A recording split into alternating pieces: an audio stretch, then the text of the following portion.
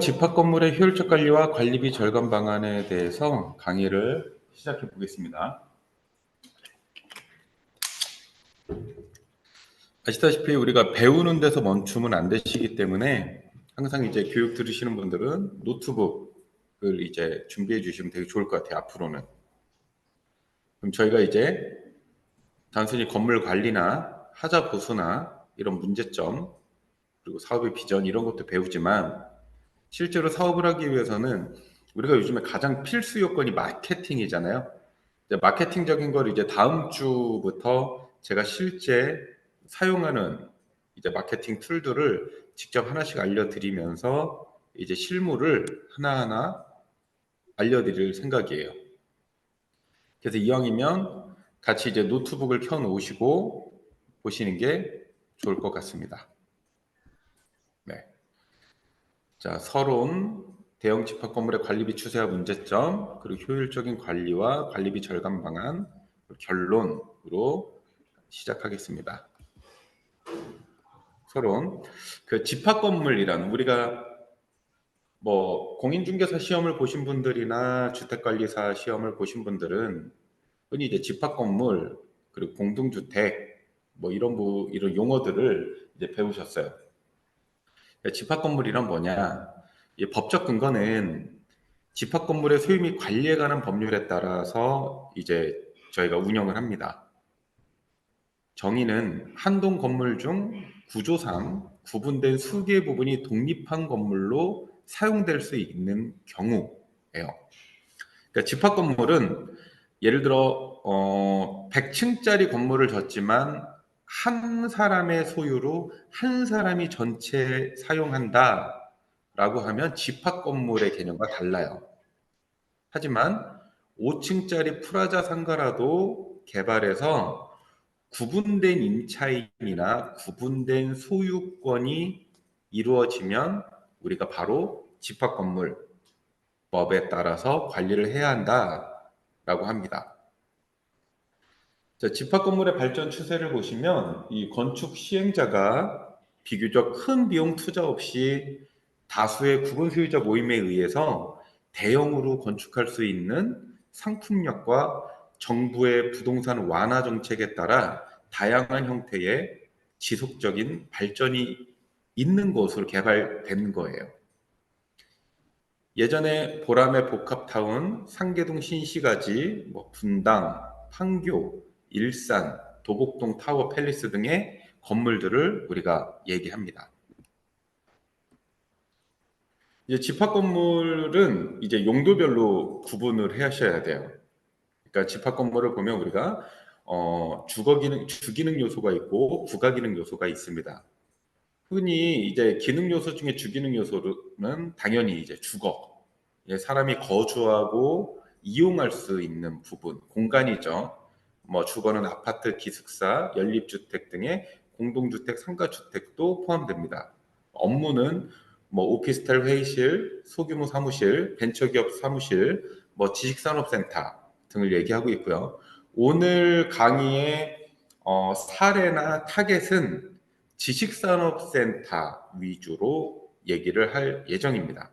왜냐하면 일반적으로 사람들이 그 보기에 대형 집합 건물이라고 했을 때 그나마 가장 큰 규모가 또 대다수가 알고 있는 큰 규모의 건물이 우리가 지식산업센터이기 때문이에요.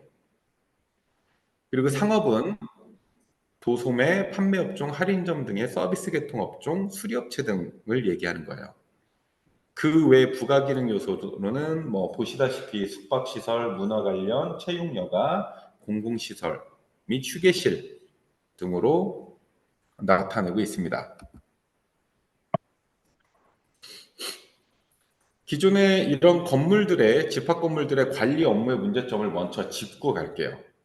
우리가 이런 이 강의 자료를 만들 때 사실 이런 건물이 있어서 이렇게 관리하면 좋아라고 하는 거는 제가 이제 다음 주에 이제 화요일 날 중소형 건물 관리에 할 때 실제적인 시장과 관리를 이렇게 하게 하세요라고 직접적으로 말씀을 드릴 텐데 처음에 이제 이런 건물들에 어떤 문제가 있는지, 우리가 왜 어떤 문제가 있기 때문에 우리가 이런 문제점을 해결하기 위한 우리가 이런 관리 업무를 해야 된다라는 걸 말씀드리는 거예요. 건축주의 판매 수익 극대화 목적에 따라서 건설되었기 때문에 준공 후에 관리에 관한 배려가 부족합니다. 그리고 대형 집합 건물의 관리 업무에 참고할 만한 실무 서적이 미비합니다. 그리고 관계 법령상 미비 사항이 많아 불합리한 관리 업무 관행들이 이루어지고 있어요. 실제로 거기에 대해서 현재 집합건물관리사라는 이제 자격증도 나오고 하지만 제가 이제 집합건물관리사 분들을 그러니까 집합건물관리사는 사실 일단 자격증 개념으로 보시는 게 저는 맞다고 봐요. 순수하게 자격증을 따서 내가 취직을 할 때 뭐 관리 업체 제가 운영하는 이런 관리 회사에 취직할 때 조금 더 이제 채용이 용이한 하나의 자격증일 뿐 실제로 저희 같이 이제 부동산 종합 서비스 실제 사업을 운영하시는 분들에게는 크게 자격증으로서는 와닿진 않으실 거예요. 사실 집합건물 관리사도 좋지만 뭐 주택관리사가 되게 더 큰 단위의 교육을 받기 때문에 사실 더 그 윗단에 이제 공동주택 관리하시는 주택관리사 자격증에 관련된 그런 어떤 교육 자료가 더 뭐 제가 개인적으로는 더 좋다고 판단을 하고 있어요. 자, 관리소장의 역할 증대를 보시면 관리소장이 이전에 단순한 건물 유지나 관리 업무에서 탈피해서 행정, 회계, 법률, 유통, 홍보 등에 대한 다양한 경험과 지식을 가지고 건물의 경영 관리를 해야 한다. 행정관청 및 건축주, 시공회사, 구분 소유자, 임차인 등이 이해상반의 중립적인 입장에서 조종할 수 있어야 한다. 뭐 결과적으로는 선량한 관리주의자로 신뢰감을 유지해야 된다라고 되어 있지만 사실 현장에서는 그렇게 이루어지지 않는 이유가 대표적으로 일반적인 관리소장님들의 계약이 이제 실제 뭐 2년에 한 번씩, 1년에 한 번씩 이제 단기 계약에 의해서 체결이 되고 있고 그러다 보니 관리소장님들이 이 계약 주체를 이제 좀 어려워하죠. 갑을 관계니까. 그래서 사실상 이렇게 중립적인 입장에서 업무를 본다는 건 사실 어렵습니다. 그래서 우리 같은 이제 전문가들, 부동산 경영관리사, 사업주분들이라면 이제 중립적인 입장에서 어떻게 분쟁이나 어떤 이런 갈등 요인을 조정하고 보다 전문성 있게 일단 중립적인 입장에서 일을 할 수 있다라는 건 양측의 이해상반에 대한 어떤 내용들을 알고 있어야 되고 거기에 대한 처리 방법까지도 알고 있어야 이게 이제 중립적인 입장에서 조정을 할 수 있잖아요. 그게 우리가 흔히 전문가죠. 전문가라고 하죠. 그래서 그런 부분을 이제 여러분들이 배우셔서 실제 관리소장을 채용하면 실제로 관리소장들이 못하는 부분을 여러분들이 이제 피드백을 해주실 수 있어야 한다라는 거죠. 실제 저는 지금 그렇게 하고 있습니다. 자, 빌딩 관리의 필요성을 보면 빌딩의 경제적 가치 보존, 빌딩의 내용 연수를 보장, 집합 빌딩의 문제점을 해결하고 귀중한 인명과 개인 및 국가의 재산을 보호하고 이런 거는 이제 빌딩 관리 전문가가 이제 많이 대두되고 있고 당시에 일단 빌딩 경영 관리사, 주택 관리사 등이 있다라고 안내하고 있어요. 자, 빌딩 경영 관리 방법을 보면 빌딩의 생애 주기를 한번 보자고요. 우리가 이제 건물이 졌어요. 우리가 이제 땅을 사서 개발을 했습니다. 건축을 했어요. 이 건축물의 생애 관련 비용의 구성에 대해서 잠깐 보시면 기획 설계 비용이 0.4%, 그리고 건설 비용이 16%, 그리고 운영 관리 비용이 83.2%, 그리고 폐기 처분 비용이 0.4%에서 더 100%인데 운영 관리 비용이 83.2%입니다. 우리가 어저께 강의 들으셨던 것 중에 이제 부동산 후반 관리 산업이 매년 우상향하고 있고 매년 6에서 10%씩 성장하고 있다라고 하는 부분이 실제로 이 운영 관리 비용의 83.2%에 대한 해당하는 비용이 약 한 3, 40% 정도가 들어가 있습니다. 빌딩의 운영 방식은 대표적으로 세 가지입니다. 직접 관리하는 방법, 입주자 대표나 건물주나 상가 번영회에서 번영회 회장이나 입주자 대표 회장이나 건물주가 직접 사람들을 채용하거나 직접 승강기 업체나 이런 다양한 설비 업체 등을 채용하는 방식으로 직접 운영하는 방식이 우리 옛날 방식입니다. 또 하나는 위탁 관리. 저희가 지금 강의하고 있는 이 건국대학교도 마찬가지로 위탁 관리를 맡기고 있죠. 예를 들어 뭐 세콤이라든가 세스코라든가 뭐 승강기 업체라든가 설비 업체 등의 다양한 업체들에게 이제 하청을 준다는 게 위탁 관리. 그리고 세 번째로 혼합 관리. 이 혼합 관리는 그냥 말 그대로 혼합 관리입니다. 그 얘기는 건물주나 입주자 대표나 이 계약 주체가 직접 관리하거나 채용해서 운영하는 건 채용하고 그 외에 본인들이 이제 조금 더 전문성이 떨어지는 부분만 일부 맡기는 걸, 일부 도급을 주는 걸 이제 혼합 관리 형식이라고 합니다. 그리고 현재 우리가 관리비 부과 방법에는 정액제랑 실비정산제가 있습니다. 정액제는 우리가 그냥 흔히 이야기 좋게 아파트는 정액제랑 실비정산을 같이 하고 있습니다. 그러면 정액제는 뭐냐?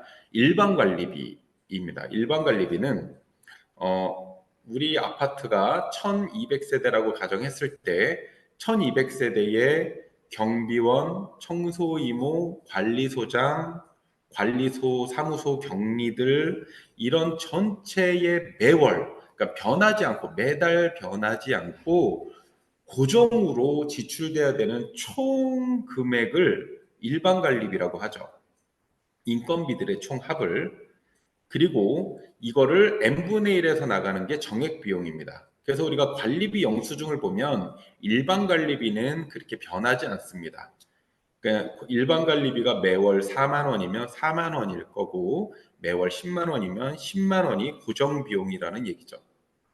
그럼 실비정산은 뭐냐면 매월 비용이 바뀌어서 발생하는 비용을 얘기하는 거예요.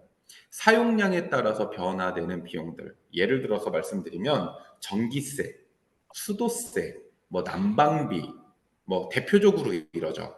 그러니까 이런 전기세, 수도세, 난방료 같은 경우는 매월 사용량에 따라서 변하고 예를 들어 여름이나 겨울에 따라서 달라지죠. 이런 부분들을 일반 관리비에 있는 포함되어 있는 경리나 이런 사무회계 그 회계 직원들이 실제로 실비를 정산해서 뭐 검침량에 따라서 사용량에 따라서 안분하죠.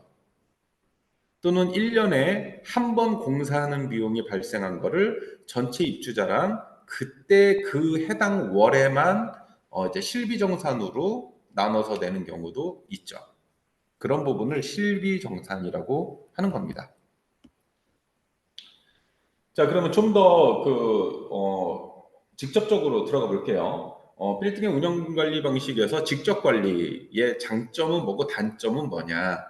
아까도 서두에 잠깐 말씀드린 것처럼 부분 소유자가 단독으로 또는 관리위원을 고용해서 내가 건물주인데 건물주가 직접 뭐 경비원이나 이런 주택관리수정을 고용해서 쓰는 걸 직접 관리 방식이다.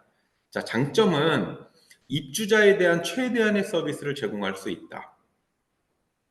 소유자의 지시 및 통제 권한이 강하다. 그 종행의 연락이 신속하고 충분한 보안 관리와 보수 관리가 효율적으로 이루어진다. 그리고 기밀 유지와 보안 관리가 양호하고 관리 요원들의 시설물에 대한 애호 정심이 높습니다. 이유는 간단하죠. 왜냐하면 우리를 그 해당 건물의 관리 요원들을 채용한 사람이 그 건물주기 때문이에요. 그러니까 건물주는 곧 회사의 대표랑 똑같은 거죠. 그들 입장에서는. 그래서 건물주나 입주자 대표가 직접 고용할 경우에는 이런 부분들이 원활하게 이루어질 수 있다라는 거죠. 자, 단점을 좀 보자면 실제로 단점은 많습니다. 장점보다는 되게 좀 단점이 많은데 물론 이제 작은 건물 같은 경우는 장점이 더 많을 수 있습니다. 근데 조금 더 중소형이라고 하고 예를 들어 상가나 오피스텔이 약 한 20호실 이상이 넘어가는 한 30호실 정도 평균 25에서 30호실 이상인 이제 한 동짜리 오피스텔이나 뭐 한 동짜리 조금 6, 7층짜리 프라자 상가나 이런 건물은 이런 단점에 더 많이 노출되고 있죠. 단점으로는 첫째 업무가 타성이 적기 쉽고 적극적인 의욕이 결여되어 있죠. 그리고 관리의 전문성이 부족하기 쉽죠. 그리고 뭔가 변화나 개혁이 안 됩니다. 그리고 인건비가 불합리하게 높아지고요. 임료의 경정이나 수납이 불합리하게 되는 경우가 많이 있습니다. 이런 부분들은 어떤 이유냐면 건물주나 입주자 대표 한 사람의 눈치를 보기 때문이에요. 이건 그냥 순수하게 인간관계에서 나를 채용해주는 사람, 내가 저 사람의 말만 들으면 뭐 다른 사람들의 어떤 뭐 불만보다 나를 채용해준 한 사람에게만 잘 보인다면 뭐 내가 계약이 계속 유지되잖아요. 나는 매월 월급을 받아가기 때문에 대부분이 그런 건물들에 오래 일하신 분들이 많죠. 그런 이유는 이 업무가 타성이 적기 쉽다. 그리고 적극적인 의욕이 결여된다라는 부분을 얘기해 주는 거고요.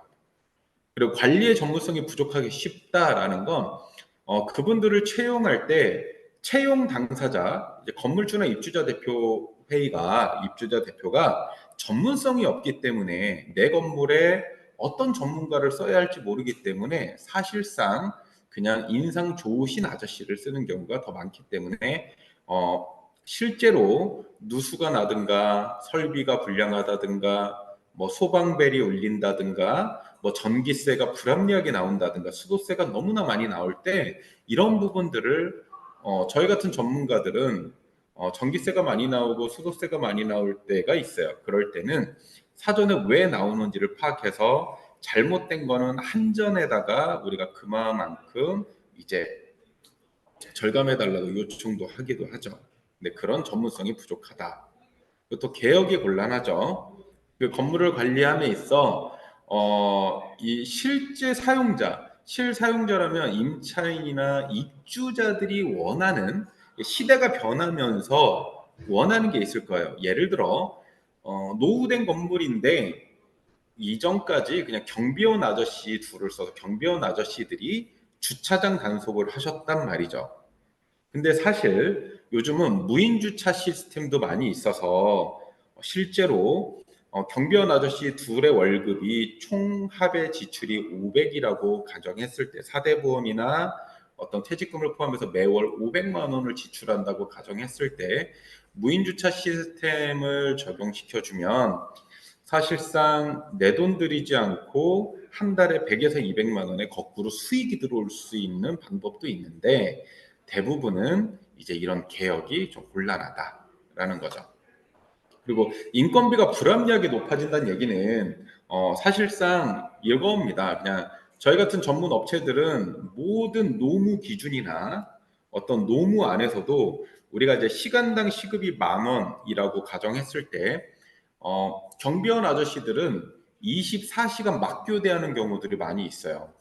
아시다시피 새벽에 출근하셔서 그 다음날 새벽까지 일하시고 하루 쉬시고, 그러니까 24시간 일하고 24시간 쉬고 또 24시간 일하고 24시간 쉬는 이런 방법들로 업무를 보시는 분들이 많은데 이거를 인건비로 따라서 똑같이 올려주면 이 한 사람에게 한 달에 한 380만 원 정도가 나가야 돼요.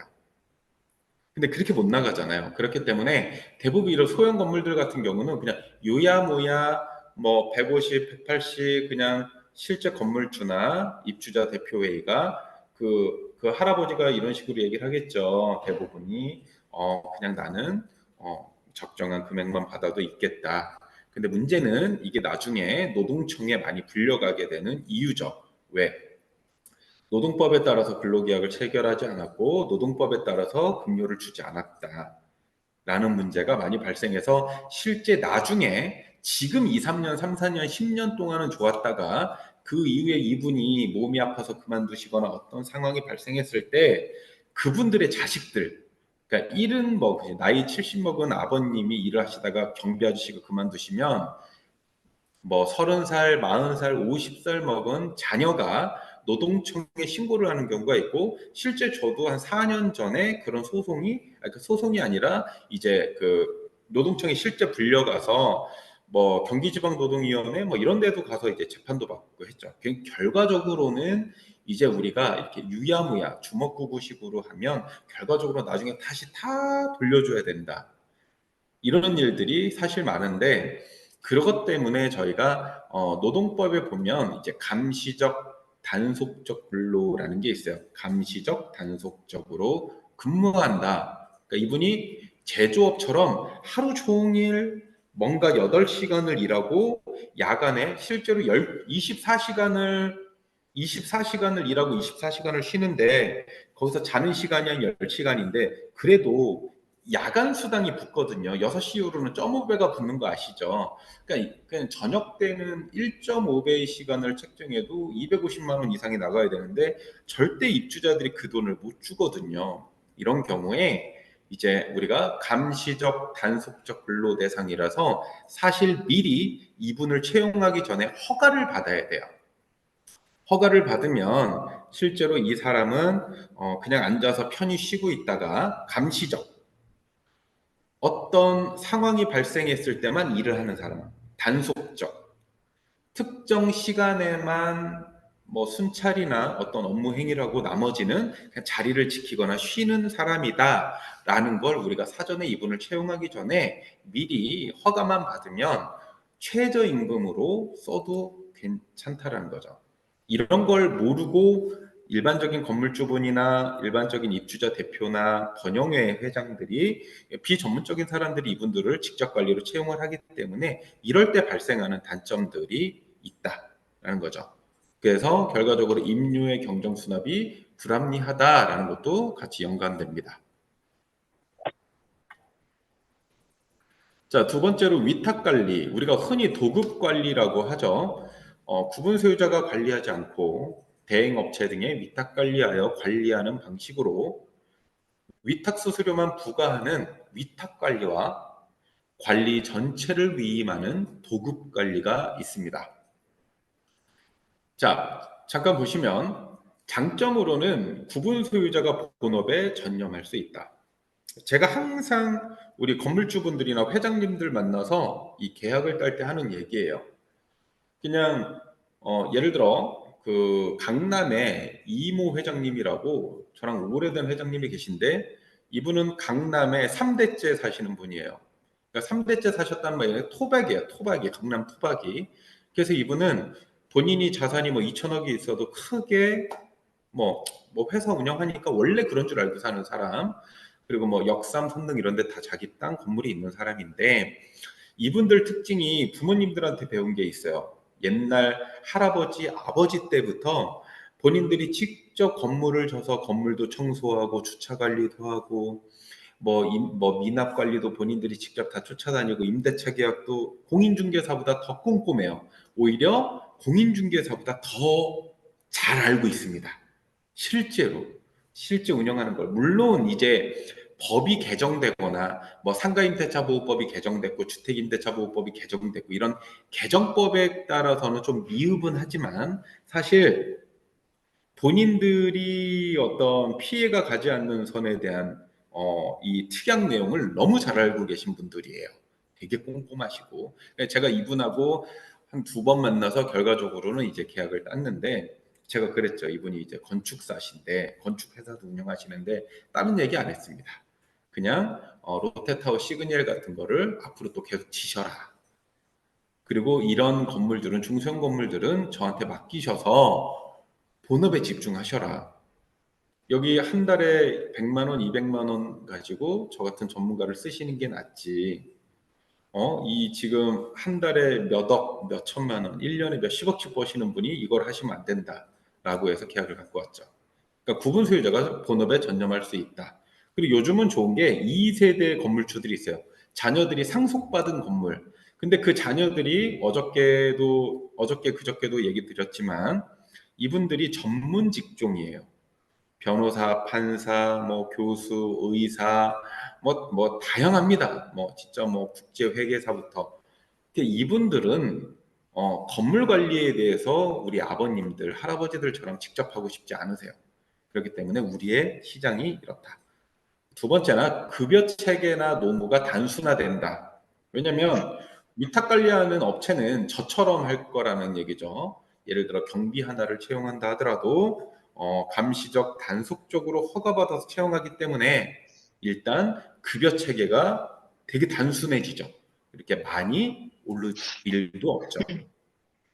그리고 관리 업무의 매너리즘이 방지된다. 그러니까 관리를 이제 아까 요 전에 이 직영 관리를 할 때 보면 단점이 첫 번째가 업무에 타성에 적기 쉽다. 업무가 타성에 적기 쉽다라고 했죠. 이 말은 건물주가 직접 채용해서 관리하는 것보다 전문 기업이 채용하면 이분들은 채용된 이제 계약 주체가 저희이기 때문에 이 저희가 실제로 이분들의 어떤 업무나 이런 것들을 관리하거든요. 우리도 일이니까.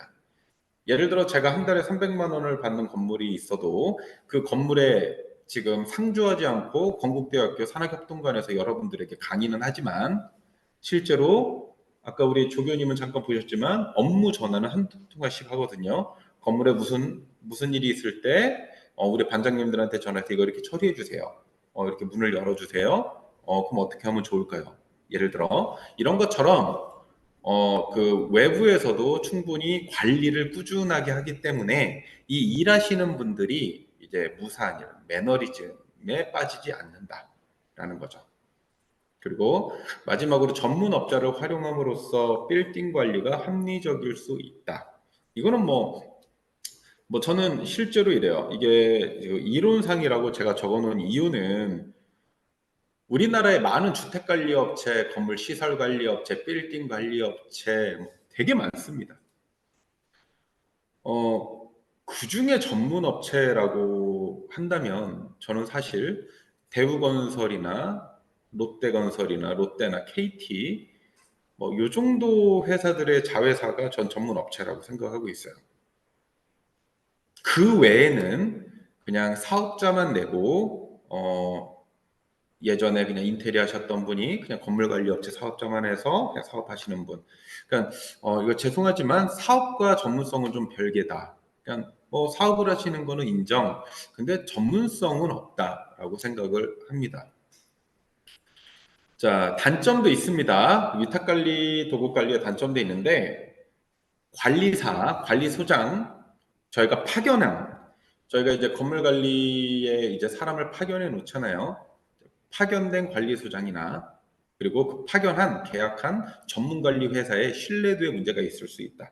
제가 좀 전에 말씀드린 그 장점의 네 번의 전문업자를 활용함으로써 빌딩 관리가 합리적일 수 있다. 근데 이건 이론이다라고 얘기했잖아요.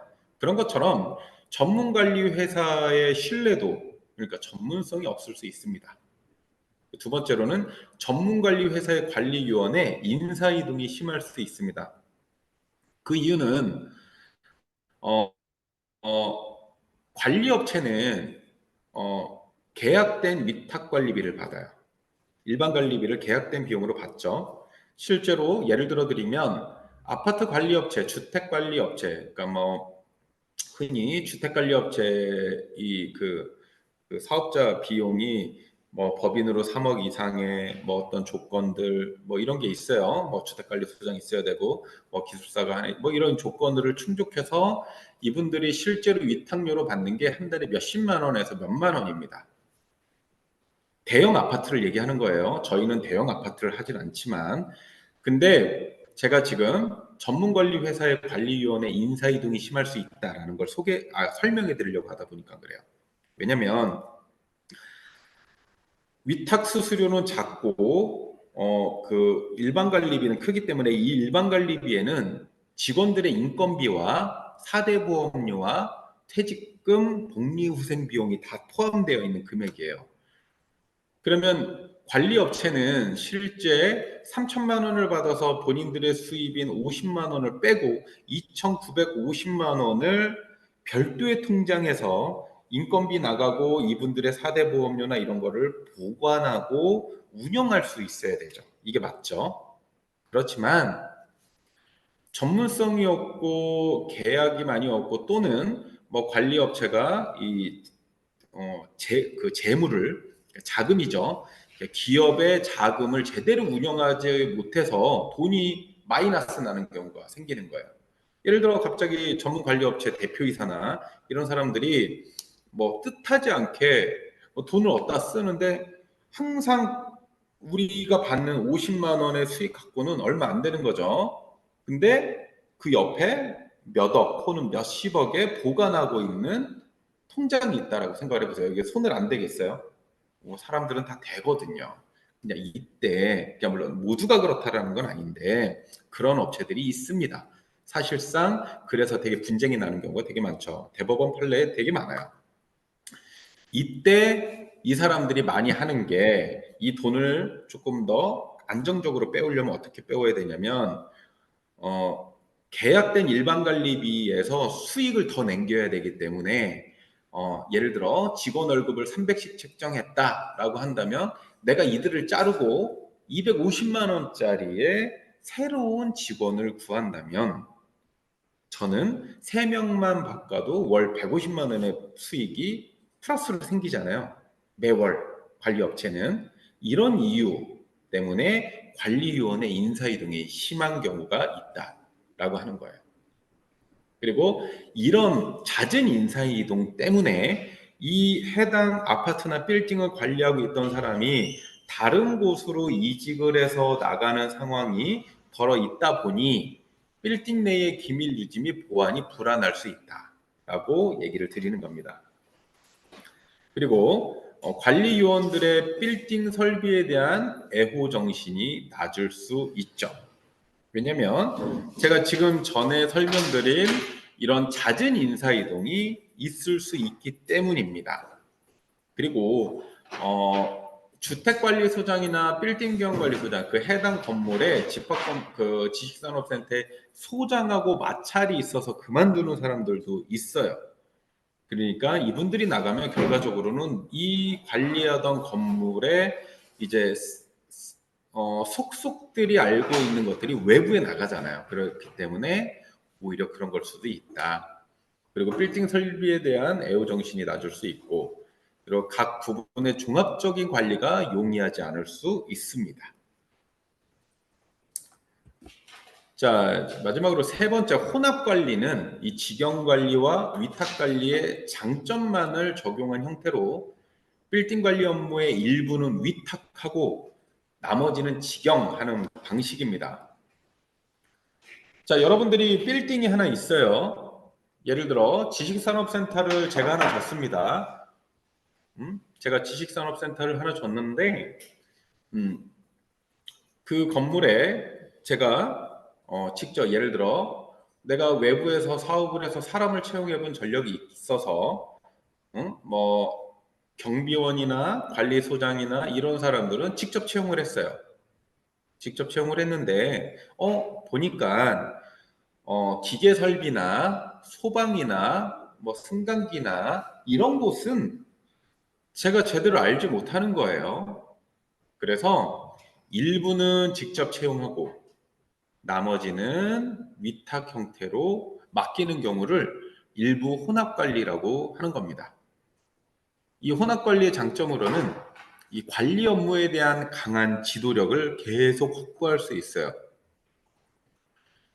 일부 시설 보안, 청소, 소독, 승강기 유지 등만 위탁 관리하여 편리를 도모할 수 있다. 두 번째로는 부득이한 업무만 위탁하므로 유리한 경우가 많다. 입주사에 대한 최대한의 서비스를 제공할 수 있다. 왜냐? 입주사에 대한 최대한 서비스를 제공한다는 건 결과적으로는 직접 관리의 장점을 놓은 거예요. 그리고 양호한 환경 보존이 가능하죠. 건물주가 거기에 있고 입주자 대표회나 상가 번영회나 관리단이 거기서 운영하고 있기 때문에 우리는 일부는 관리단 소속으로 채용된 사람들이기 때문에 눈치를 계속 보겠죠. 뭐 무사한 일, 매너리즘도 있지만 그 반대로 진짜 이런 지식산업센터는 다양한 수십, 수백 개의 기업들이 왔다 갔다 하기 때문에 오히려 양호한 환경 보전이 가능할 수 있다. 그리고 관리 요원들의 시설물에 대한 애호 정신이 높다. 이거는 좀 맞는 얘기 같아요. 왜냐하면 여기에서는 그거예요. 내가 나를 계약한 계약 주체가 우리 관리단 대표이기 때문이에요. 그렇죠? 소속이. 그렇죠? 근데 실제로 이거는 이론적인 거고 실무에서도 사실 분쟁이 더 많습니다. 자, 단점으로는 직접 관리된 요원과 위탁 관리 업체 요원 사이에 의견 대립성이 상존하는 경우가 있어요. 그리고 잘못 운영할 경우 직접 관리와 위탁 관리의 단점만 노출되는 경우 있어요. 자, 실제 예를 들어 드리면 저희가 관리하는 건물에 일부는 청소원이나 그러니까 진짜 순수하게 청소원 경비 아저씨만. 그러니까 되게 웃기죠. 관리사무소에 관리소장과 격리와 세무회계는 다 우리 쪽 사람인데 청소원과 이제 경비원은 이제 본인들 아는 사람으로 채용한다 그래서 저희는 그냥 월급만 징수대행 해주는 거예요. 그러니까 채용은 이제 입주자 대표회의가 한 거죠. 이해되시죠? 근데 어떤 상황이 발생하냐면 건물의 지하 주차장에 누수가 돼서 우리가 고치려고 일정을 잡는데 실제 청소에 관한 우리가 공사를 하고 나면 청소에 대한 이슈가 있잖아요. 청소에 대한 이슈 그리고 공사를 하려면 경비원 아저씨들이 이제 바리게이트를 좀 쳐줘야 되거든요. 근데 그런 부분에 대해서 어떤 얘기가 나오냐면 이 경비 아저씨 분들이 자기네들 그 관리단 대표한테 허락을 받아야 된다는 거죠. 그러니까 단계가 더 많아져요. 그리고 관리단 대표가 우물쭈물하면 이 사람들 일을 안 해버려요. 그리고 우리가 공사를 하고 나면 청소를 우리 보고 하라 그러죠. 이분들은 원래 건물을 청소하는 사람들인데 이런 대립각도 실제로 발생을 하더라. 이거는 그냥 전체를 얘기하는 게 아니라 그냥 일부를 얘기하지만 실제 이런 일부 상황은 되게 많을 거로 보입니다.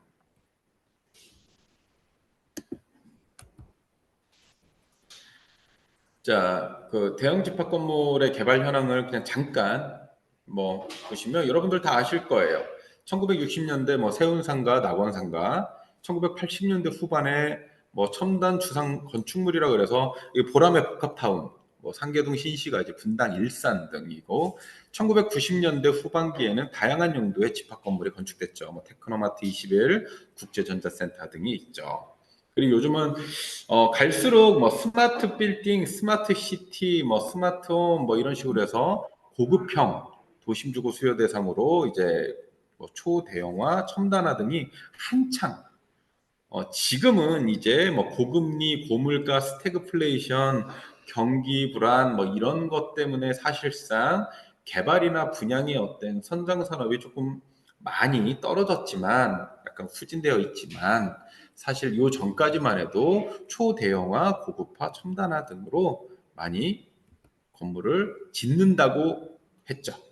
근데 사실 경기도 외곽이나 서울 외곽에 서울 시내 안에 있는 지식산업센터들 보면 첨단화는 없습니다. 이게 비용 투자 대비라서 그렇게까지 투자를 안 합니다. 이제 이 그 수익률 때문에 본인들. 자, 이게 현실이고요. 자, 빌딩별 평당 관리비 현황. 이거는 2014년 12월 자료입니다. 자, 2014년 12월부터 지금 2024년 10년이 지났습니다. 자, 10년이 지나는 동안 임금이 몇 퍼센트 올랐는지 아시나요? 모르죠. 저도 정확한 수치는 몰라요. 그냥 대략 제가 2016년도 15년도에 채용 당시에 한 달에 120만 원이 안 됐었다라 118만 원인가? 최저시급이 그랬었던 거고 지금은 약 한 200만 원 정도 되죠. 한 189만 원인가 될 거예요. 굉장히 많이 성장했죠. 많이 올랐죠. 자, 그때 당시에 한화증권, 뭐 삼성생명, 시티센터 뭐 이렇게 쭉 있어요. 보면은 뭐 평당가입니다. 평당가.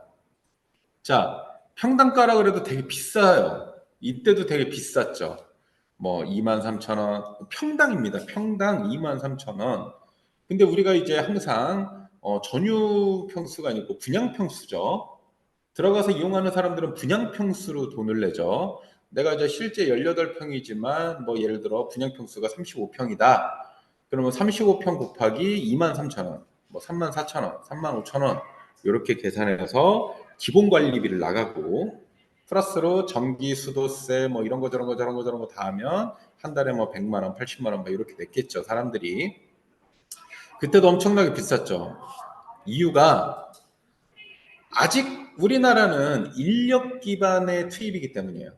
그러니까 건물 관리를 할 때 어떤 무인 시스템이나 뭐 프로테크라든가 뭐 IoT 기술을 넣어서 그러니까 예를 들어 뭐 무인 주차 시스템, 무인 보안 통합 관리 시스템, 뭐 예를 들어 뭐 자동 전멸 시스템, 뭐 여러 가지 그냥 뭐 이런 다양한 어떤 기술들을 조금만 투자하면 이런 인건비를 줄일 수 있음에도 불구하고 이런 게 없기 때문에 이때만 해도 아니 지금도 마찬가지긴 하지만 대부분 건물 관리 입찰을 들어간다라고 하면 관리소장에 몇 명에서 총 우리가 인건비가 1억입니다. 뭐 6천만 원입니다. 5천만 원입니다. 3천만 원입니다. 이렇게 해서 들어가 아직까지는 인력 기반으로 되어 있고 그래서 관리비가 비싸다.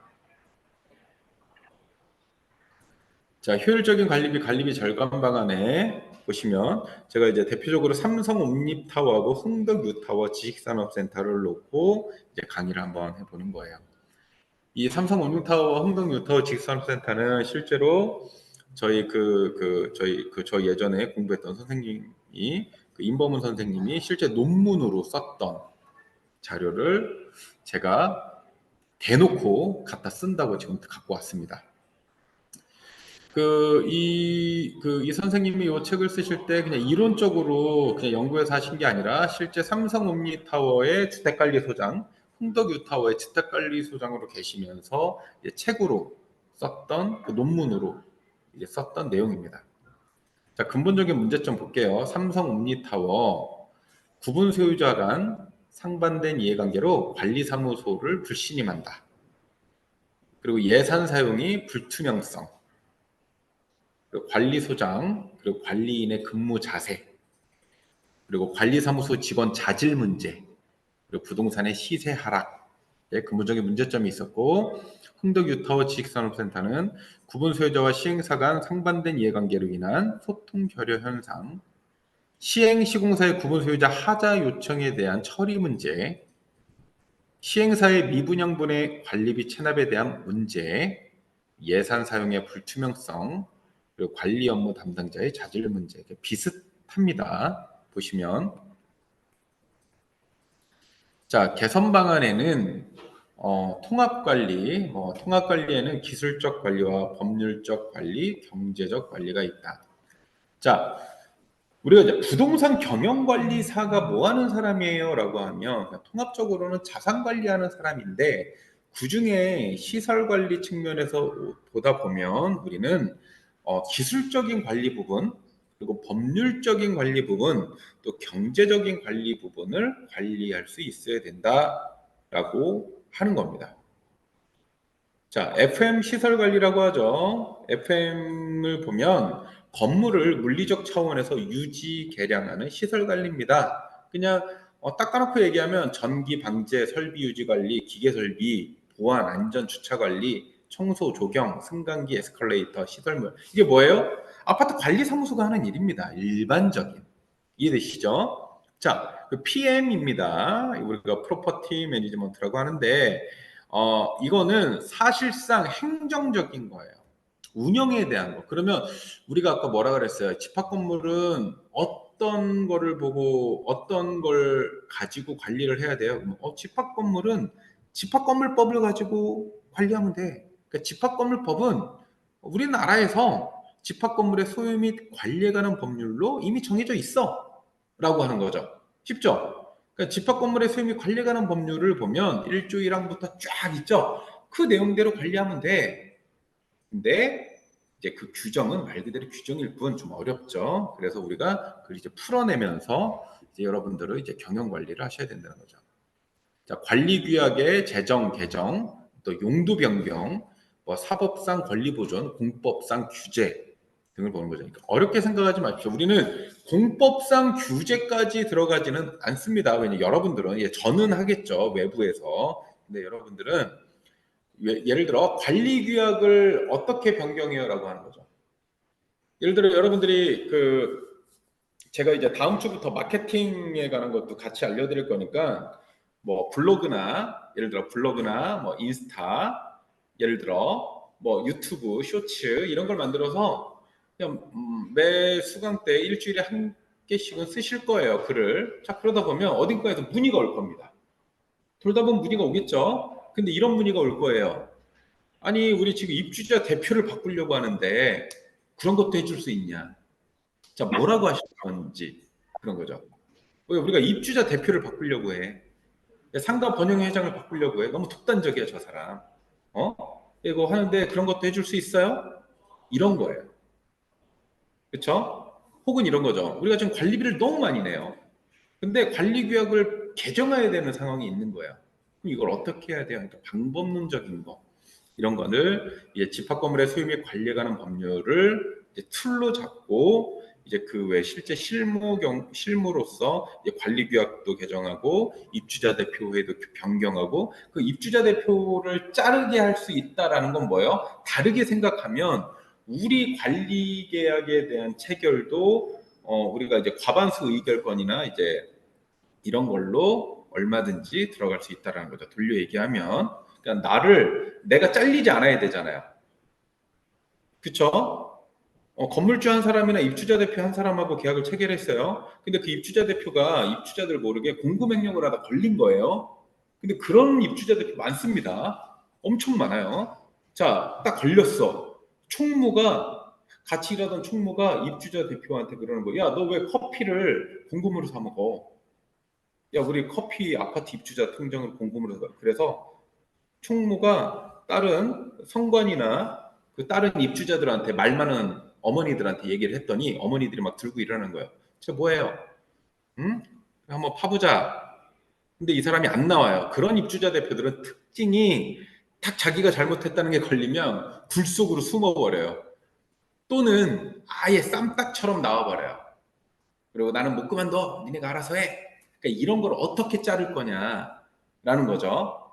그런 부분에 대해서 저희가 이제 안내를 하고 실제로 이런 어떤 청구권이나 이런 걸 다 발효해서 집합 건물의 소유 및 관리에 관한 법률 안에서 우리가 다 뭐 동의도 받고 이런 서류 양식을 제공해서 그분을 자를 수도 있고 거꾸로 우리 업체를 관리 업체로 선정하게끔 만들 수도 있는 거죠.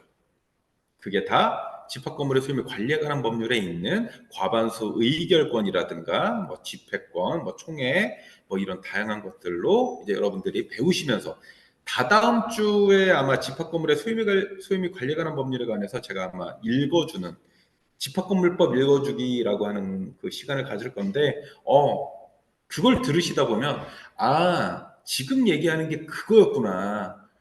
방법론을 배우게 될 거예요. 이게 PM입니다. 자, 그리고 AM 같은 경우는 비용에 대한 문제죠. 빌딩을 효율적 운영하여 경영이익을 창출한다. 라고 하지만 사실상 돈을 어떻게 운영할 거야 라는 문제예요. 관리비, 사용료, 특별수선 충당금, 부담금 징수, 뭐 회계관리, 수익관리 어렵죠. 어려운데 한 가지만 아시면 돼요. PM을 잘 해놓으면 AM은 자동으로 따라간다.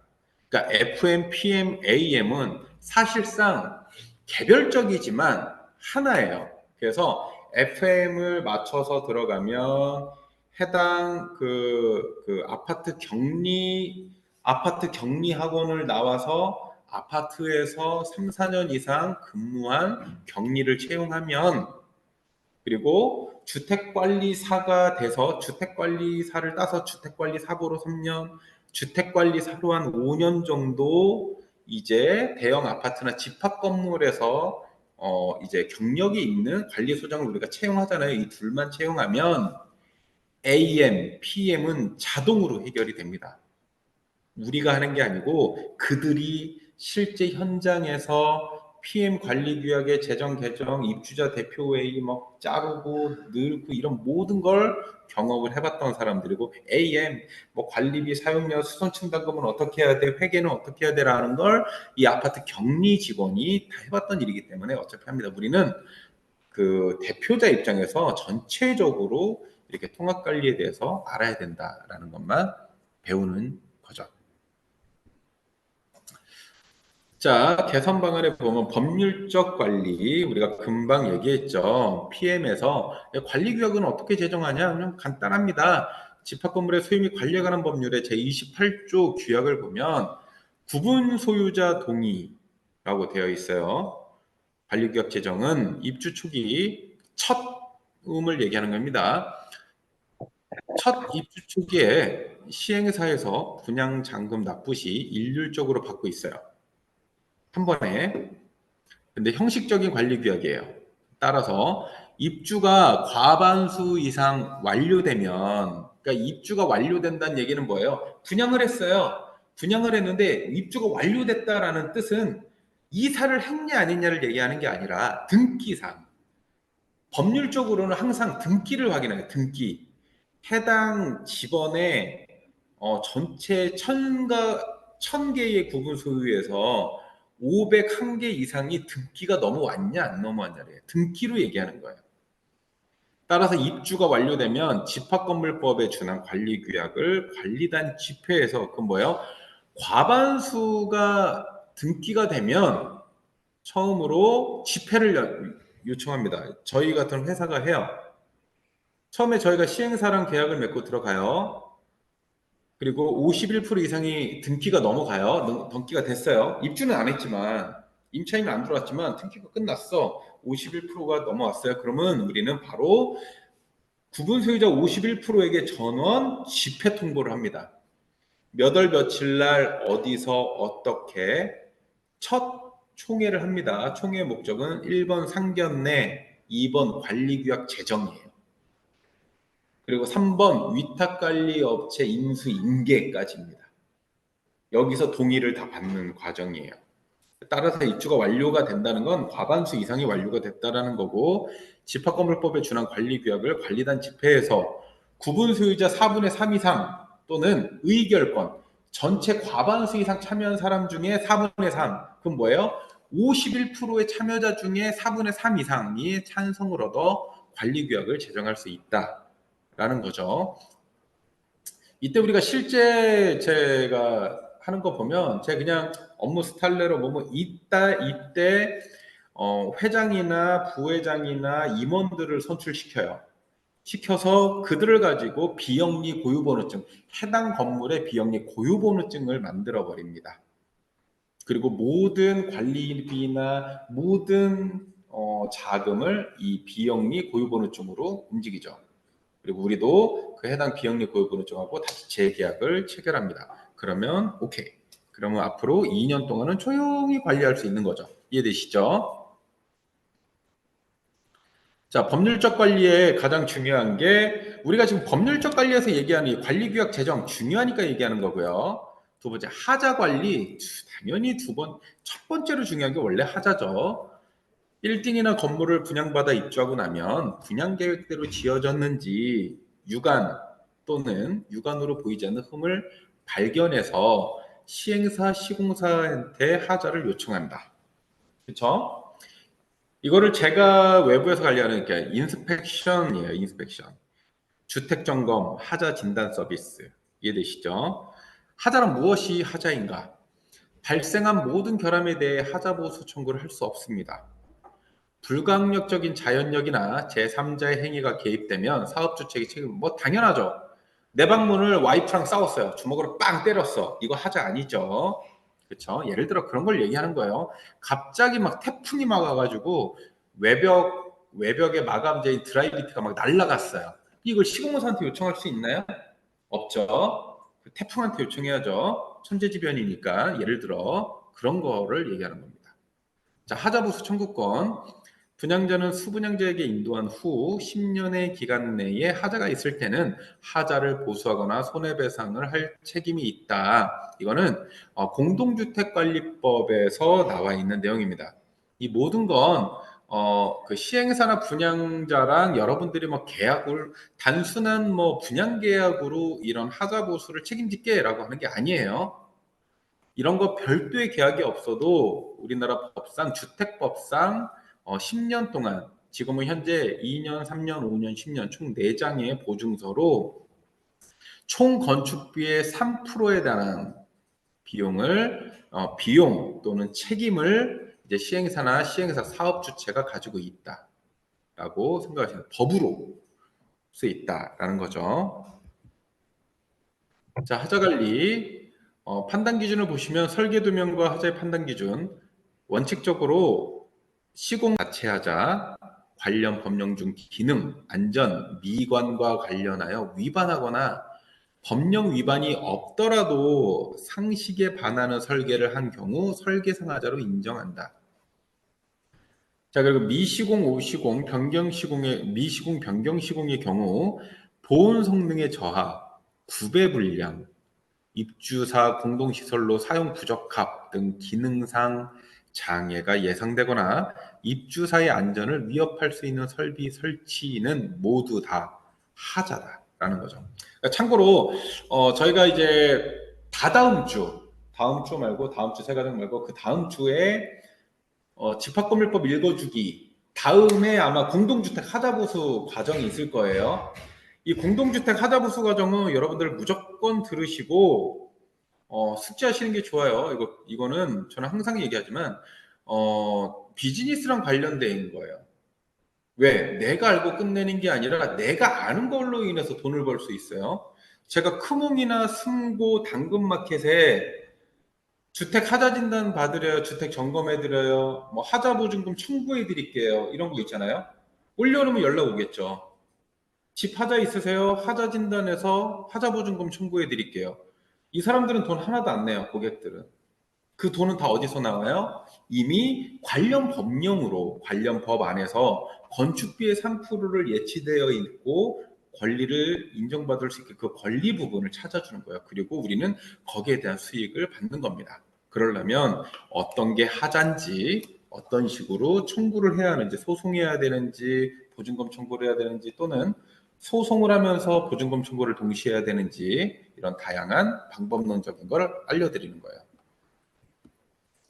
아시다시피 저희의 모든 과정은 다 돈과 관련된 거예요. 그러니까 돈과 관련되지 않으면 이 과정 자체를 할 이유가 없습니다. 여러분들이 뭐 학위 받으려고 이거를 들으시는 것도 아니기 때문에. 자, 하자 관리의 하자 판단 기준의 균열을 또 말씀드리면 균열은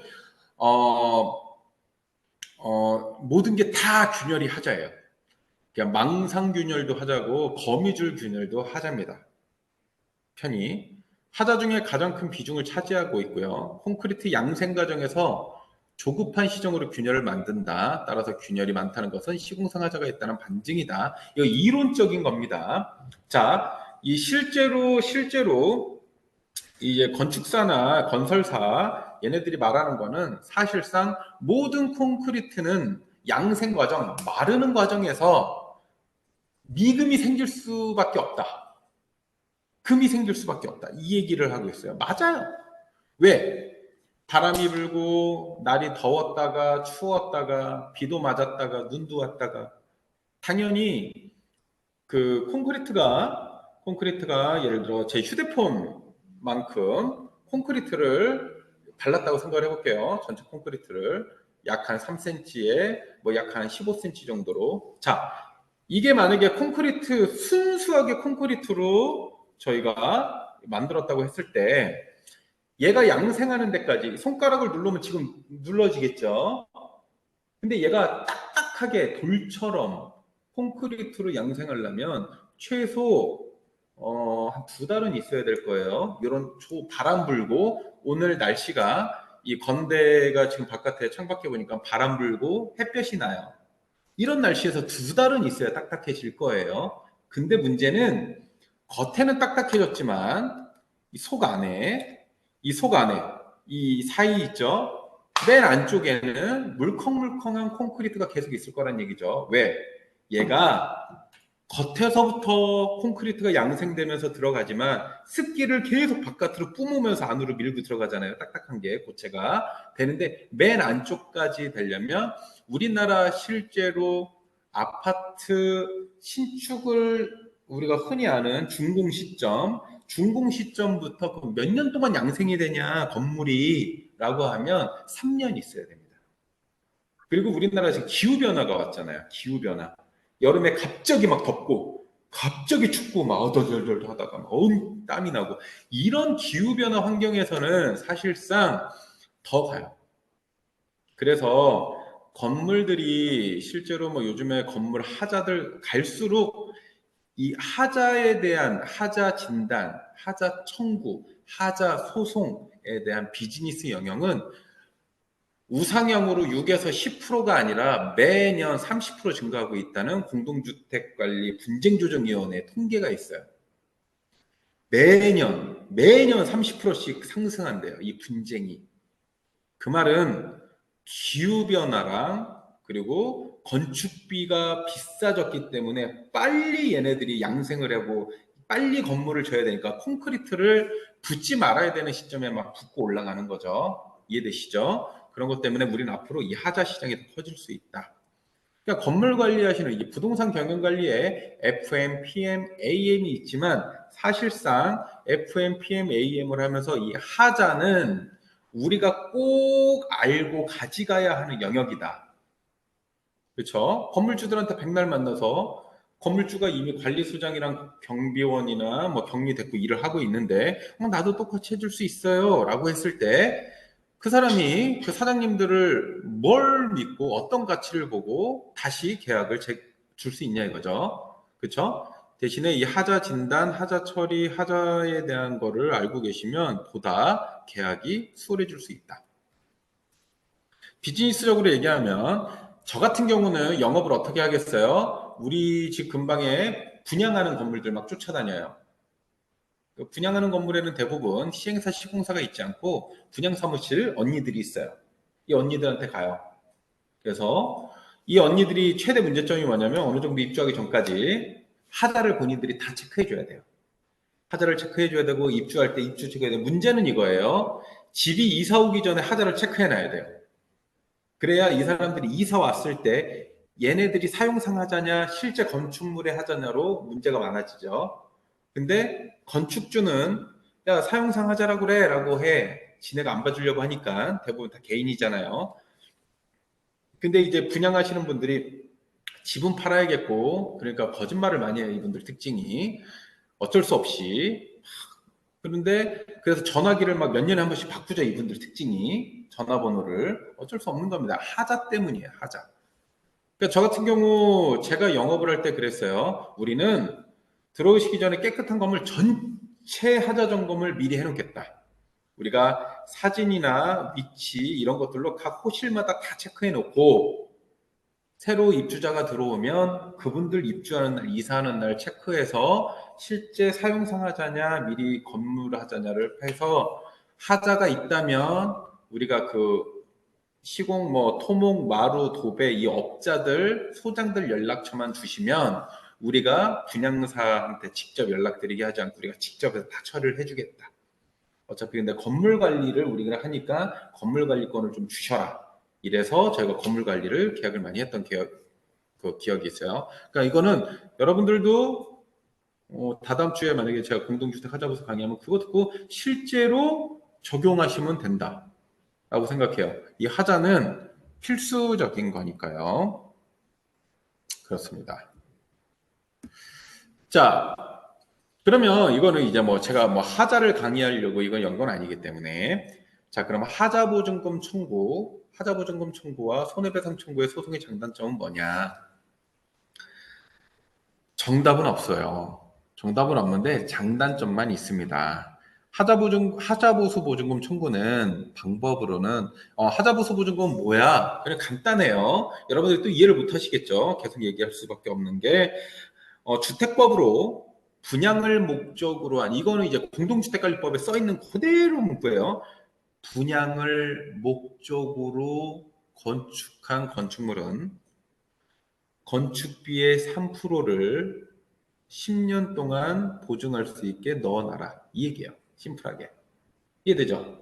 이게 법으로 그렇게 되어 있어요. 그래서 건축을 하는 건축주는 시공사, 하청업체한테 이 사람이 막 건축을 하죠. 이 사람이 나중에 준공받기 전에 뭐라 그러냐면 건축주님 저희 하자보증금 끊어야 돼요. 이렇게 얘기하는 거예요. 그래 얼마예요? 그러니까 잘 모르죠. 건물주는 얼마예요?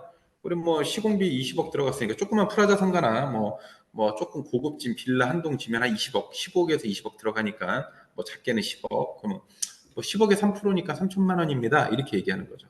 그럼 그 3천만 원을 그 해당 빌라에 약 8세 정도에 있는 빌라에 3천만 원이 바닥에 깔려 있다는 거예요. 2년, 3년, 5년, 10년으로 뭐 예를 들어 총 3천만 원을 뭐 2년차, 3년차, 5년차, 10년차로 각각의 프로테이지에 많게 이렇게 나눠져서 총 비용이 3천만 원으로 들어가 있는 거죠. 이게 하자보수 보증금이고 이 하자보수 보증금은 건물주가 시공사나 시행사가 하자를 안 받았을 때 구분 소유자가 청구할 권리가 있다라는 거고 구분 소유자는 이거를 개인이 청구할 수 없다. 그렇죠? 만일에 하자보수 청구를 하면은 건축주는 거기서 해방되나요? 지금 질문을 잠깐 주셨는데 질문은 이따 할게요. 체크해 주세요. 왜냐면 다른 분들도 한 번에 또 지금 궁금한 게 있을 수 있으니까 죄송합니다. 아주 좋았어요. 푹 치고 들어오셨는데 좋았어요. 체크해 놓으세요. 자, 이 하자보수 보증금 청구의 방법은 이래요. 관리단의 주관으로 하자 진단 및 보수업체를 선정해라. 보증사의 현금 변제를 요청하고 관리단 주관으로 하자 업무를 진행해라. 장점은 보증금 수령까지 단기 소요됩니다. 빠르면 3개월도 안 걸려요. 진짜로 빠르면 3개월도 안 되게 그냥 몇 천만 원에서 몇 억씩 나와요. 제가 그 5년 전에 강원도 동해 아파트 그 3억 그 강릉 서울보증보험인가 거기서 이제 3억 예치되어 있는 거 빼는데 2달도 안 걸렸어요. 서류 만들어서 넣으면 45일 만에 돈을 내줬어요. 당시에 그러니까 그런 것처럼 보증금 수령까지 보상금 수령까지 단기 소요된다. 그리고 보수공사 시 수건사업공사 등을 할 수 있다. 왜? 돈이 누구한테 있어요? 지금 그 관리단한테 있잖아요. 그러니까 법으로는 하자보증금은 하자보수 공사에 쓰지 마라고 되어 있지만 과태료 낼 거야 니네 2천만 원. 하지만 우리나라 사람들 융통성 그쵸? 플렉시블 하잖아요. 그래서 이 사람들이 어떻게 해요? 아니야 우리 집에 정자도 하나 만들고 할아버지들 할머니 많으니까 정자도 하나 만들고 야 우리 집에 펜스 없으니까 펜스 치고 이거 다 하자공사 아니거든요. 생활 편의공사인데 이런 수건사업공사 등을 융통성 있게 합니다. 그리고 단기간의 보수공사 마무리로 하자 확대를 방지하죠.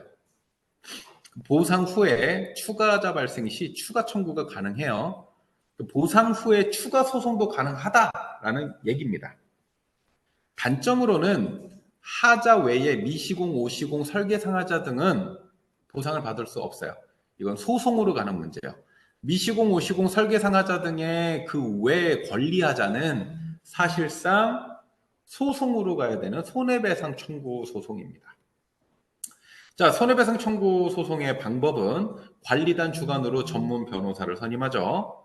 손해배상 청구를 소송하고요. 법원 감정으로 하자 판정을 받습니다. 여기에 뭐가 빠져 있냐면 엔지니어링이 지금 빠져 있어요.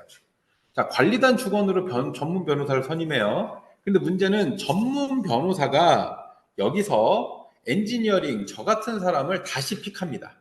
왜? 본인들은 하자를 볼 수 없고 하자로 견적서를 만들 수 없기 때문에 그러니까 건설 도급 단가 기준이 있어요. 사실상. 그래서 저희가 하자를 체크하고 하자의 비용을 실제로 만들어서 변호사한테 준 변호사가 소송을 하죠. 그래서 법원 감정으로 하자 판정을 받는다. 그리고 하자 이외에도 미시공, 오시공, 설계상 하자 등의 손해배상이 가능하다. 그리고 관리단 및 지원센터 업무가 비교적 간단하다. 할 일이 없어요. 왜? 소송을 들어가면 변호사가 알아서 하니까. 그리고 저희 같은 엔지니어링이 하니까 할 일이 없습니다. 자, 단점은 장기간 소요돼요. 약 3년 걸립니다.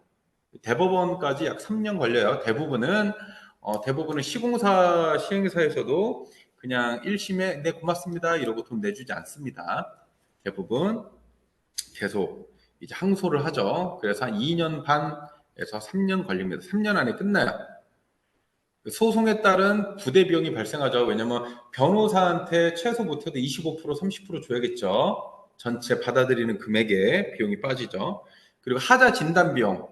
아까 위에 그 방법론에는 지금 하자 진단하는 그 엔지니어 쪽이 없었지만 이 지금 단점에는 하자 진단 비용이 들어가 있죠. 또 보면 하자 진단 비용, 감정료, 그리고 뭐 성공 보수비, 그리고 판결 확정 시까지 보수 공사가 중단됩니다. 이게 가장 큰 단점이에요.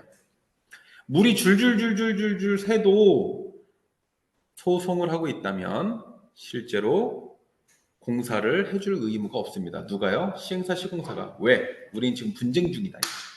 소송으로. 그래서 그런 경우는 본인들이 직접 고쳐야 돼요. 이런 게 좀 이렇게 불편할 수 있죠. 긴급 하자 발생 시 자체 보수해야 된다. 이 얘기죠. 그리고 소장 접수 후 판결까지 발생되는 연차별로 중간 하자가 누락. 이거 옛날 얘기인데 사실 요즘은 하자를 한번 청구할 때 연차별 하자를 누락시키지 않도록 각 연차별 하자까지 저 같은 경우는 다 찾죠. 여러분들이 보시기에는 하자가 10개밖에 안 나오지만 저 같은 사람들이 여러분들도 배우시면 찾을 수 있겠죠. 저 같은 사람이 보면 한 100개, 200개도 찾죠. 그렇죠. 노기스 아시죠? 이 노기스 그 공소판 다니시는 분들 저도 썼지만 이 노기스 갖고 돌아다니면 하자가 한 1000개도 나와요. 뭐 그렇습니다.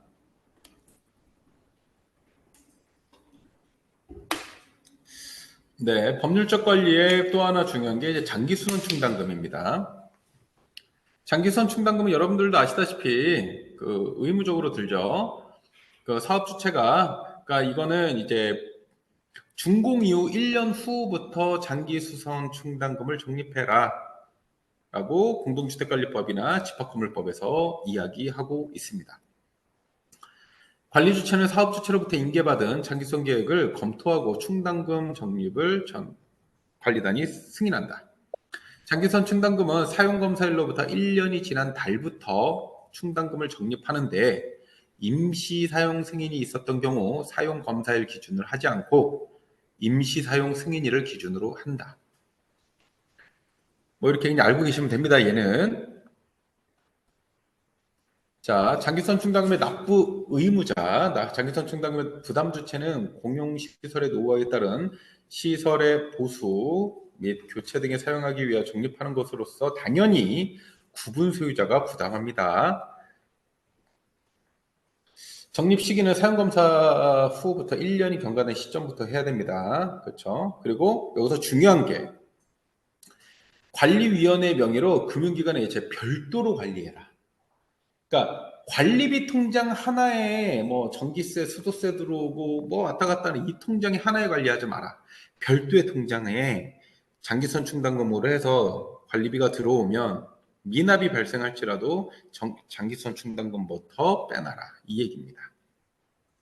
그리고 이 돈은 함부로 사용하면 업무상 횡령죄다. 이 얘기입니다. 자, 유지관리에 필요한 운영기준 및 불법점유 방지를 위한 관리에 뭐 다양하게 있습니다. 그리고 이제 우리가 그런 거를 집합건물 읽어주기에서 또 다시 한번 나올 건데요. 뭐 해로운 행위나 그 밖에 건물의 관리, 사용에 관하여 공동이익에 어긋나는 행위를 해서는 안 된다. 뭐 이런 겁니다. 규정들이 되게 많아요. 뭐 주차관리, 그러니까 주차장에서 오줌 싸지 마. 이런 내용이에요. 자, 주차장에 차를 비스듬하게 대각선으로 대지 마. 뭐 이런 내용입니다. 그 주차장에 장애인 표시를 명확히 해두고 장애인 표시에는 그 사지 멀쩡한 사람은 되지 마. 뭐 이런 내용입니다. 별거 아니에요. 근데 이런 규정들이 많이 있다. 이 모든 건 공동주택관리법이나 집합건물법에 이미 다 나와 있습니다. 자, 그리고 예산 사용의 투명성을 보장하는 건 당연한 거죠. 그리고 500만 원 이상 자금 집행 시 회의 안건을 상정해야 된다. 그러니까 500만 원 이하는요. 관리단 위원회에서 체결할 수 있다. 승인할 수 있다. 근데 저 같은 경우는 이렇게 이거예요. 사실 이거는 조금 변화돼야 된다고 생각합니다. 이제 그 500만 원 이상 집행 시에는 이제 의제를 해서 뭐 입찰 방법 등 이런 걸 하고 했는데 금액을 조금 더 낮춰줬으면 좋겠어요. 좀 더 낮추는 게 좋다. 왜냐면 요즘 사람들이 마음이 각박해서 진짜 우리 아파트는 1000세대인데 300만 원짜리 뭐 전등을 교체한다 이래도 말이 많아요. 그렇죠? 그 관리자 입장에서 그렇게 얘기하는 불신 갖고 얘기하는 분들의 마음까지 헤아리려면 어떻게 해야 돼요?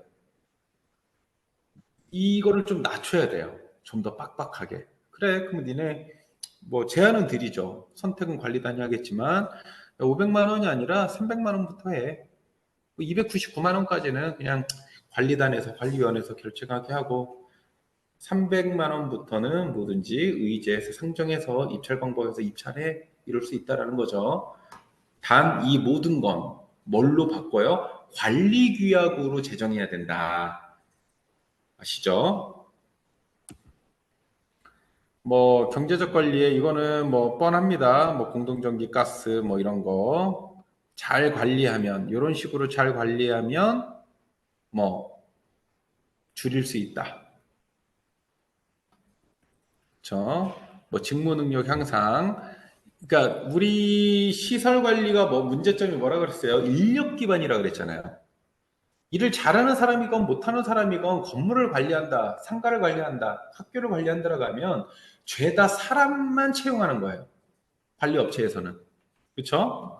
근데 이게 앞으로 부담이 되는 거죠. 그래서 1인이 다기능 업무를 할 수 있어야 된다. 왜 이게 가능하냐면 혹자는 이럴 수 있어요. 야, 건물 관리하는 사람들 얼마나 힘든데 거기다가 뭐예요? 아니요. 건물 관리하는 사람들이 일이 없어요. 저희가 많이 써봐서 알잖아요. 이분들 채용해서 그냥 앉아서 노가리 까는, 죄송합니다. 전문 용어인데. 노가리에 맥주는 맛있죠. 진짜 편하게 앉아있는 시간이 하루에 8시간이라면 한 4시간이에요. 4시간. 진짜. 진짜 일하는 시간. 왜? 이 매뉴얼대로 움직이기 때문이에요. 매뉴얼대로. 시스템 있게. 오전에 출근해서 1시간 반 점검하고, 휴게실에 가서 쉬다가, 점심때 밥 먹고, 또 오후에 1시간 반 정도. 왜냐면 오전에 1시간 반 돌았기 때문에 오후에는 더 빨리 돌아요. 사람이 아시죠? 같은 패턴 돌면 엄청 빨라지는 거. 한 3, 40분도 안 걸려요. 해요. 또 쉬다가 저녁밥 먹어요. 실제로 하는 일이 없어요. 그러니까 이제 물론 이제 하시는 분들도 있지만 실제 월급이 그분들이 뭐 200이면 괜찮은데 우리 기전 과장이나 뭐 이런 사람들 보면 사실 요즘 월급이 400이에요. 400. 그러면 우리 한 사람 채용하려면 4대 보험료 뭐 이거 뭐 특할 뭐 이거 다 하면 한 500만 원 부과해야 돼요. 이 한 사람 때문에. 근데 실제 이 사람이 한 350에서 400까지 가거든요. 맨 앉아있고 담배 뻐끔뻐끔 피는 거 보면, 막.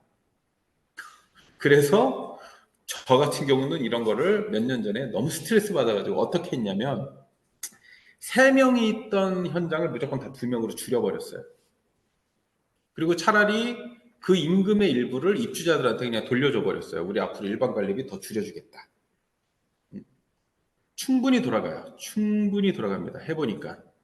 그러니까 업무 능력에 어떤 매뉴얼을 조금 더 넣어주고 차라리 그분들에게 그 한 두 사람에게 월급을 한 1, 20만 원 더 올려주고 차라리 그들이 조금 더 능동적으로 업무를 볼 수 있게 만들어주는 게 실제로 이 부동산 경영관리사들이 해야 될 일이다라는 거죠.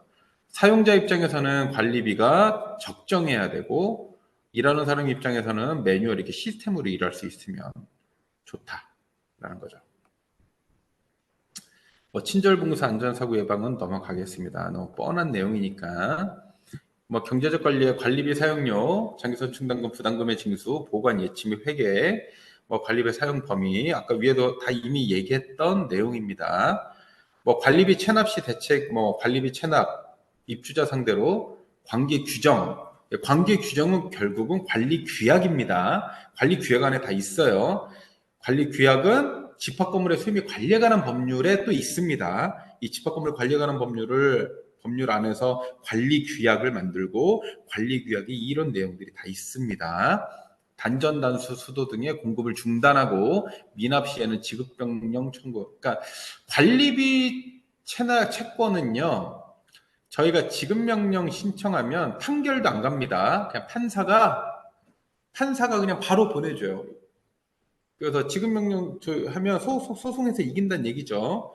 행정 받아가지고 그거 가지고 그냥 어떤 조치든 하면 되는 거예요. 실제로 저희가 관리하는 건물 빌딩은 그 지하에 슈퍼가 7,500만 원, 7,500만 원 정도 지금 미납이 한 1년 넘게 있었어요. 뭐라고 할 수가 없는 거예요. 몇 번 지급명령 보내고 있는데 할 수 없죠. 그래서 안 되겠다. 이제는 그냥 나도 좀 상식 있게 단전단수합니다. 그래서 이제 그러니까 공동관리비이기 때문에 가능한 얘기입니다. 함부로 단전단수를 하시면 안 돼요. 이것도 방법이 있어요. 그래서 우리가 이제 관리비 체납이 발생하면 한전이나 상수도에서 어떻게 해요? 단전단수한다고요. 한전에서 전기 공급을 끊겠다. 이렇게 요청을 하면 돼요. 한전에 요청하면 얘네들이 보내줘요. 귀 건물에 미납이 얼마 많아서 몇 월 며칠부로 단전할 예정이다. 그럼 우리가 그걸 가지고 이제 해당 슈퍼에 7,500만 원인데 너네 이거 안 내면 우리가 부득이하게 너네 단전을 시킬 수밖에 없다. 너네 장사 못한다. 그래서 6,800을 받았어요. 지난달에. 잘했죠. 우리 건물주는 얼마나 좋아요. 그렇죠? 주변에 인근의 건물주로 맨 전전긍긍하는데 본인들 하면서 이런 일들을 해주는 일이에요. 그리고 엊그제 내 통장에 한 200만 원 들어왔더라고요. 나중에 보여주고 싶은데 이따 우리 조교한테 살짝 보여줄 거예요. 200만 원이 들어왔어요. 고맙다고. 예를 들어서 이런 거예요. 그러니까 우리는 이런 일을 하는 거예요. 그러니까 방법론인데 집합건물의 소유에 관련하는 법률이나 관리규약에 있다 그래서 이거를 다 할 수 없습니다. 실무에서. 집합건물법, 공동주택관리법이 우리의 업무를 원활하게 해주지 않아요. 그냥 그건 규정일 뿐이고, 판서일 뿐이고, 우리는 그 행정, 현장에 맞게 일을 하는 게 중요하다라는 거죠. 자, 관리비 외 수입용도 및 사용 절차, 이건 한번 쭉 보시면, 우리가 흔히 주차장 수입이 많아요. 사실 관리비 수입이 이제 미납이 7, 8천 되는데 그럼 관리 운영을 어떻게 했어? 라고 하잖아요. 근데 한 달에 주차장 수입이 2천만 원씩 들어와요. 주차장. 그러니까 우리가 한 달에 지금 주차장이 한 200대 정도 되거든요. 지하 4층까지. 그러니까 건물이 크니까 한 200대 정도 되는데 200대 정도의 무인 주차 시스템하고 한 달에 한 38만 원 정도 그 무인 주차 인터넷 그 시설비 내고 우리가 운영하는데 한 달에 한 1,800에서 2천만 원씩 수익이 들어요. 주차비로만. 왜냐면 거기에 뭐 병원에 오시는 분들, 뭐 하시는 분들, 이제 병원이나 이런 데서도 우리 임차인들도 다 그 주차권을 사시거든요. 그래서 30분까지는 그냥 무료, 뭐 1시간, 뭐 2시간, 3시간까지는 우리가 뭐 5,000원, 6,000원에 판다 그러면 이분들이 한 3,000원씩에 사요. 그래서 이제 판매하시는데 주차장 수입이 엄청 커요, 사실상. 그리고 또 하나가 광고 수익. 그러니까 주차장 수익도 건물주한테 제한해서 5대5로 나눠 먹어도 돼요. 관리는 우리가 하고. 저희가 직접 그렇게 하고 있거든요. 너무 쉽지 않아요? 내 건물도 없는데, 내 건물이 아니잖아요. 근데 주차장을 놀려요. 건물주가 열심히 사람 써서 관리만 하지 돈을 안 벌어. 그래서 어떻게 해요? 제가 아이파킹, 여러분들 아이파킹 아시죠? 어디 이제 서울 도심이나 이런 데 가보면 무인 주차 이렇게 보면 빨간색 봉 아이파킹 써있죠. 얘네 전화해가지고 니네 얼마냐? 설치비 무료. 한 달에 30만 원만 내세요. 5년 계약하시면 돼요. 오케이. 그래가지고 건물주한테 얘기해가지고 합시다. 라고 관리는 내가 할게. 뭐 주차 등록 정리 이런 거는 우리 여직원이 할 겁니다. 그래가지고 그렇게 해서 그냥 한 달에 뭐 조그만 건물 같은 경우도 2, 300, 3, 400씩 나와. 왜 사람들이 오면서. 그러니까 그거 있지. 그리고 승강기 내부에 LED 판을 걸어요. LED 판을 걸고 거기다가 이 그 A4 용지나 뭐 A3 용지, B4 용지 같은 칸을 이쁜 그림으로 만들어서 붙여놔요. 그 광고 문의 적어놓고. 그러면 우리 입주사들이 광고 문의를 해요. 거기다가. 그럼 한 달에 뭐 최소 몇만 원에서 몇십만 원씩 받아갖고 광고. 그것도 물론 이제 건물주랑 관리단이랑 상호 협의해서 관리는 우리가 하고 뭐 5대5, 6대4로 이제 수익을 나누자라고 해서 부가 수익으로 지금 그렇게 하고 있는 거죠. 그러니까 이게 사실 그 건물 하나에서 발생할 수 있는 수익은 되게 많아요. 근데 이제 일부를 지금 말씀드리는 거고, 제가 항상 얘기하는 시스템 수익, 관리비도 계속 나오지만 사실상 주차장 수입도 사실 시스템 수익으로 계속 나오죠. 5년 동안은 나오니까. 그렇죠? 그리고 광고 수익은 계속 나오죠. 매월 나오니까 또 관리비 수익처럼 이런 매월 발생할 수 있는 작지만 매월 50만 원, 100만 원, 200만 원 또는 500만 원 작지만 이런 부가적인 수익이 계속 쌓여서 시스템 수익으로 나오려면 우리가 어떻게 해요? 이런 기본적인 전체적인 어떤 하자에 대한 것도 알아야 되고 관리의 방법, 어떤 사람 채용해야 되는지, 어떤 식으로 채용해야 되는지 정도를 이제 알고 있다면 충분히 이 부동산 종합서비스 사업이 가능하다라는 걸 알려드리는 거죠. 이런 거를 이렇게 쭉 영상을 다시 보시면서 보시면 될 것 같고요. 자, 그리고 이거는 이제 뭐 홈페이지 운영 이런 거 아파트에서 많이 시행을 합니다. 그리고 이런 홈페이지 운영은 사실상 도심에 있는 지식산업센터들, 도심에 뭐냐면 지식산업센터가 딱 있는데 차 타고 5분 거리, 3분 거리에 다 아파트 단지들이 있는 거예요. 좌우에. 얼마나 좋아요. 그러면 제가 이제 제안했던 건데 얼마나 좋냐. 입주자 대표들하고 얘기해서 입주자 대표들은 자기 아파트 단지에서 뭔가 행사하는 걸 되게 싫어해요. 그러니까 행사는 해야 돼. 왜? 입주자 대표니까. 행사는 해야 되는데 행사는 하기 싫어. 막 건물 더러워지고 사람 외부 사람 오는 거 싫어하고. 그러니까 이런 걸 어떻게 해요? 조인해서 우리 지식산업센터에 공간이 되게 많거든요. 라운지에 각 층마다 라운지에 다 공간이야. 그 우리 맨날 청소원들 청소만 하고 다녀요. 삐까뻔쩍하게 해놓으면 뭐예요? 비 오고 들어오면 또 들어오지는데 그래서 운영하자라고 해서 제안을 하는 거죠. 그래서 홈페이지 운영하고 우리 지식산업센터 홈페이지를 운영하면서 동시에 외부에 있는 입주자 대표회의들하고 조인해서 실제 아파트 행사를 요쪽에서 하게끔 하죠. 우리가 공간을 제공해주고 너네들의 뭐 예를 들어 플리마켓이나 아주 작은 뭐 플리마켓이나 뭐 예를 들어 뭐 다양한 것들 되게 많아요. 입주자들이 할 수 있는 게 그런 것들을 거기서 제안하고 혹은 이제 그 청년들이 하는 이런 이 청년들이 운영하는 뭐 소공예품이나 이런 거 하는 사람들을 이제 플랫폼으로 만들어 놓고 아파트 입주자들을 그쪽으로 땡겨서 이제 하나의 뭐 백화점, 쇼핑몰 같이 이렇게 운영도 좀 해주고 그럼 지식산업센터는 뭐가 좋아요? 지식산업센터는 사람들이 많이 오잖아요. 그렇죠? 건물은 사람들이 계속 많이 오는 게 최고예요. 그거를 만들어 이게 마케팅을 해줘야 돼요. 그래서 그런 식으로 얼마든지 해서 이거를 계속 입주사들에게 공개하고 그리고 관리비가 충당돼요. 관리비가 쌓이잖아요. 그렇죠? 이 사람들이 쌓이면서 뭐예요? 이 사람들이 들어오면 뭐예요? 사람들이 많으면 우리도 그 승강기에 광고 좀 하면 어때요?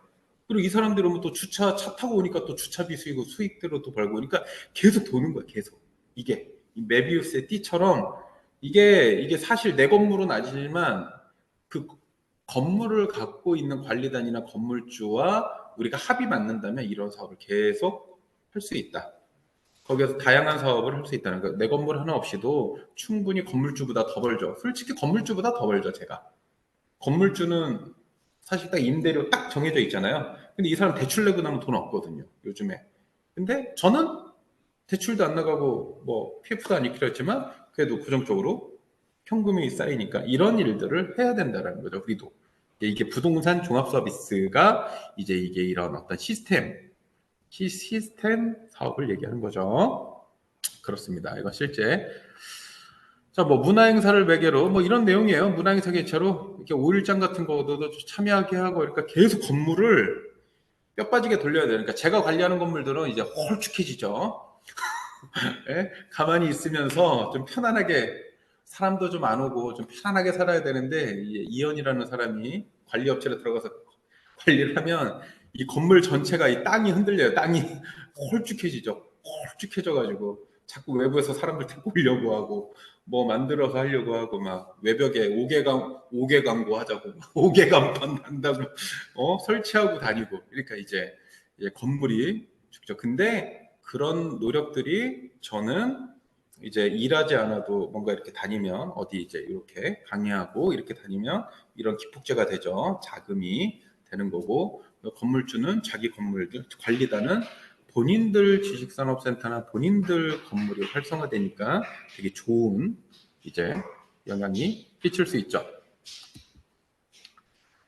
자, 기술적 관리는 저희가 이제 그 집합 건물 읽어주기나 이제 하자보수 쪽 하면서도 제가 계속 할 거지만 좀 가볍게 지금 이제 3시 37분인데 너무 오래 하면 여러분들 지겹잖아요. 그래서 제가 지금 보니까 PPT가 한 10장 남았는데 요거 지금 딱 4시까지 끝내드리겠습니다. 4시까지 끝내고 잠깐 Q&A 하고 좀 마무리하는 걸로 할게요. 자, 기술적 관리 잠깐 읽어드리면 최근 빌딩은 기존 단순한 건축 구조에서 자동화된 시스템 설비, 기계장치 등을 갖춘 초대형화, 초고층화, 복잡화된 모습으로 진화하고 있습니다.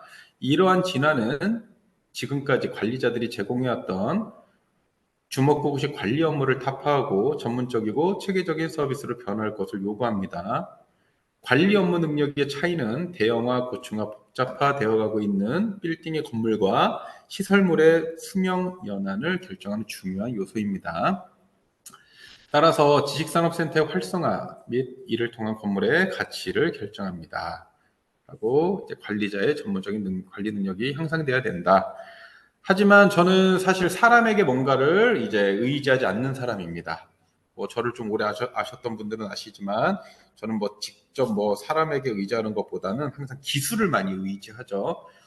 그렇죠? 요즘은 사실 건물 하나를 넣으면 IoT 시스템이 너무 많아요.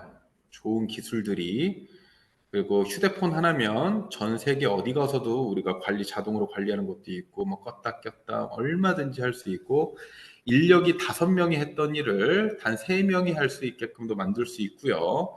그러니까 이런 비즈니스 모델이 결과적으로는 이용자에게는 이제 경제적인 어떤 부담을 덜어드리는 효과가 있고, 관리적인 측면에서는 이 스마트한 관리가 이루어질 수 있다.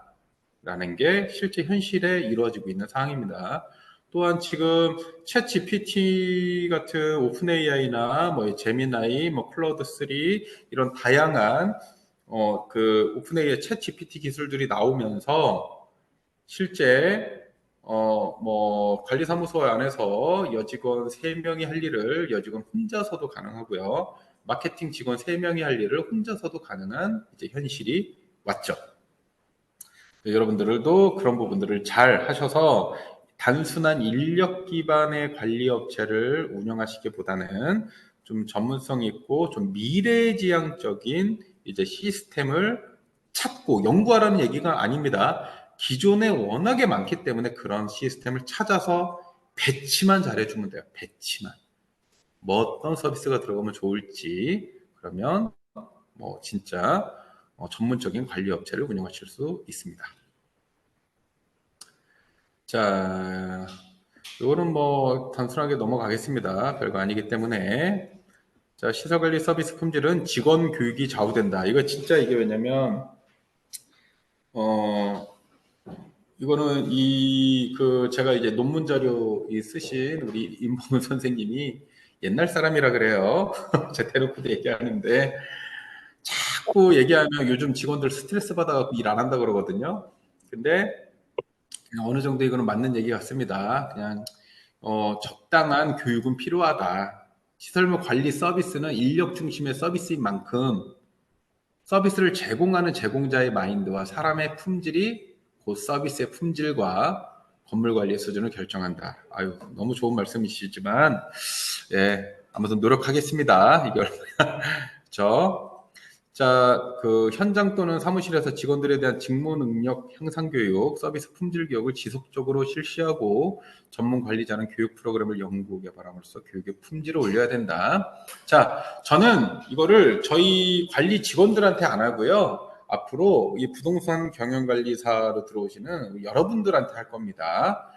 우리 대표자님들의 마인드, 대표자님들의 품질이 곧 대표자님들의 사업과 저희 사업을 결정하기 때문에 그러니까 앞으로 이제 이 과정이 8월 달에 끝나도 앞으로도 우리 협회에서도 계속 이제 직무교육으로 이런 계속 끊임없이 교육의 대표님들의 품질을 올릴 예정입니다.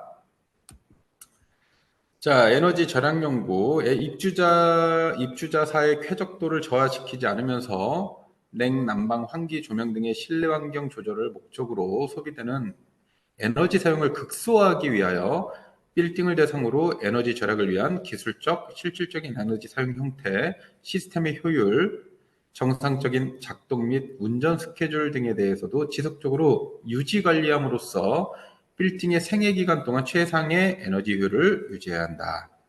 너무 뻔한 얘기 죄송합니다.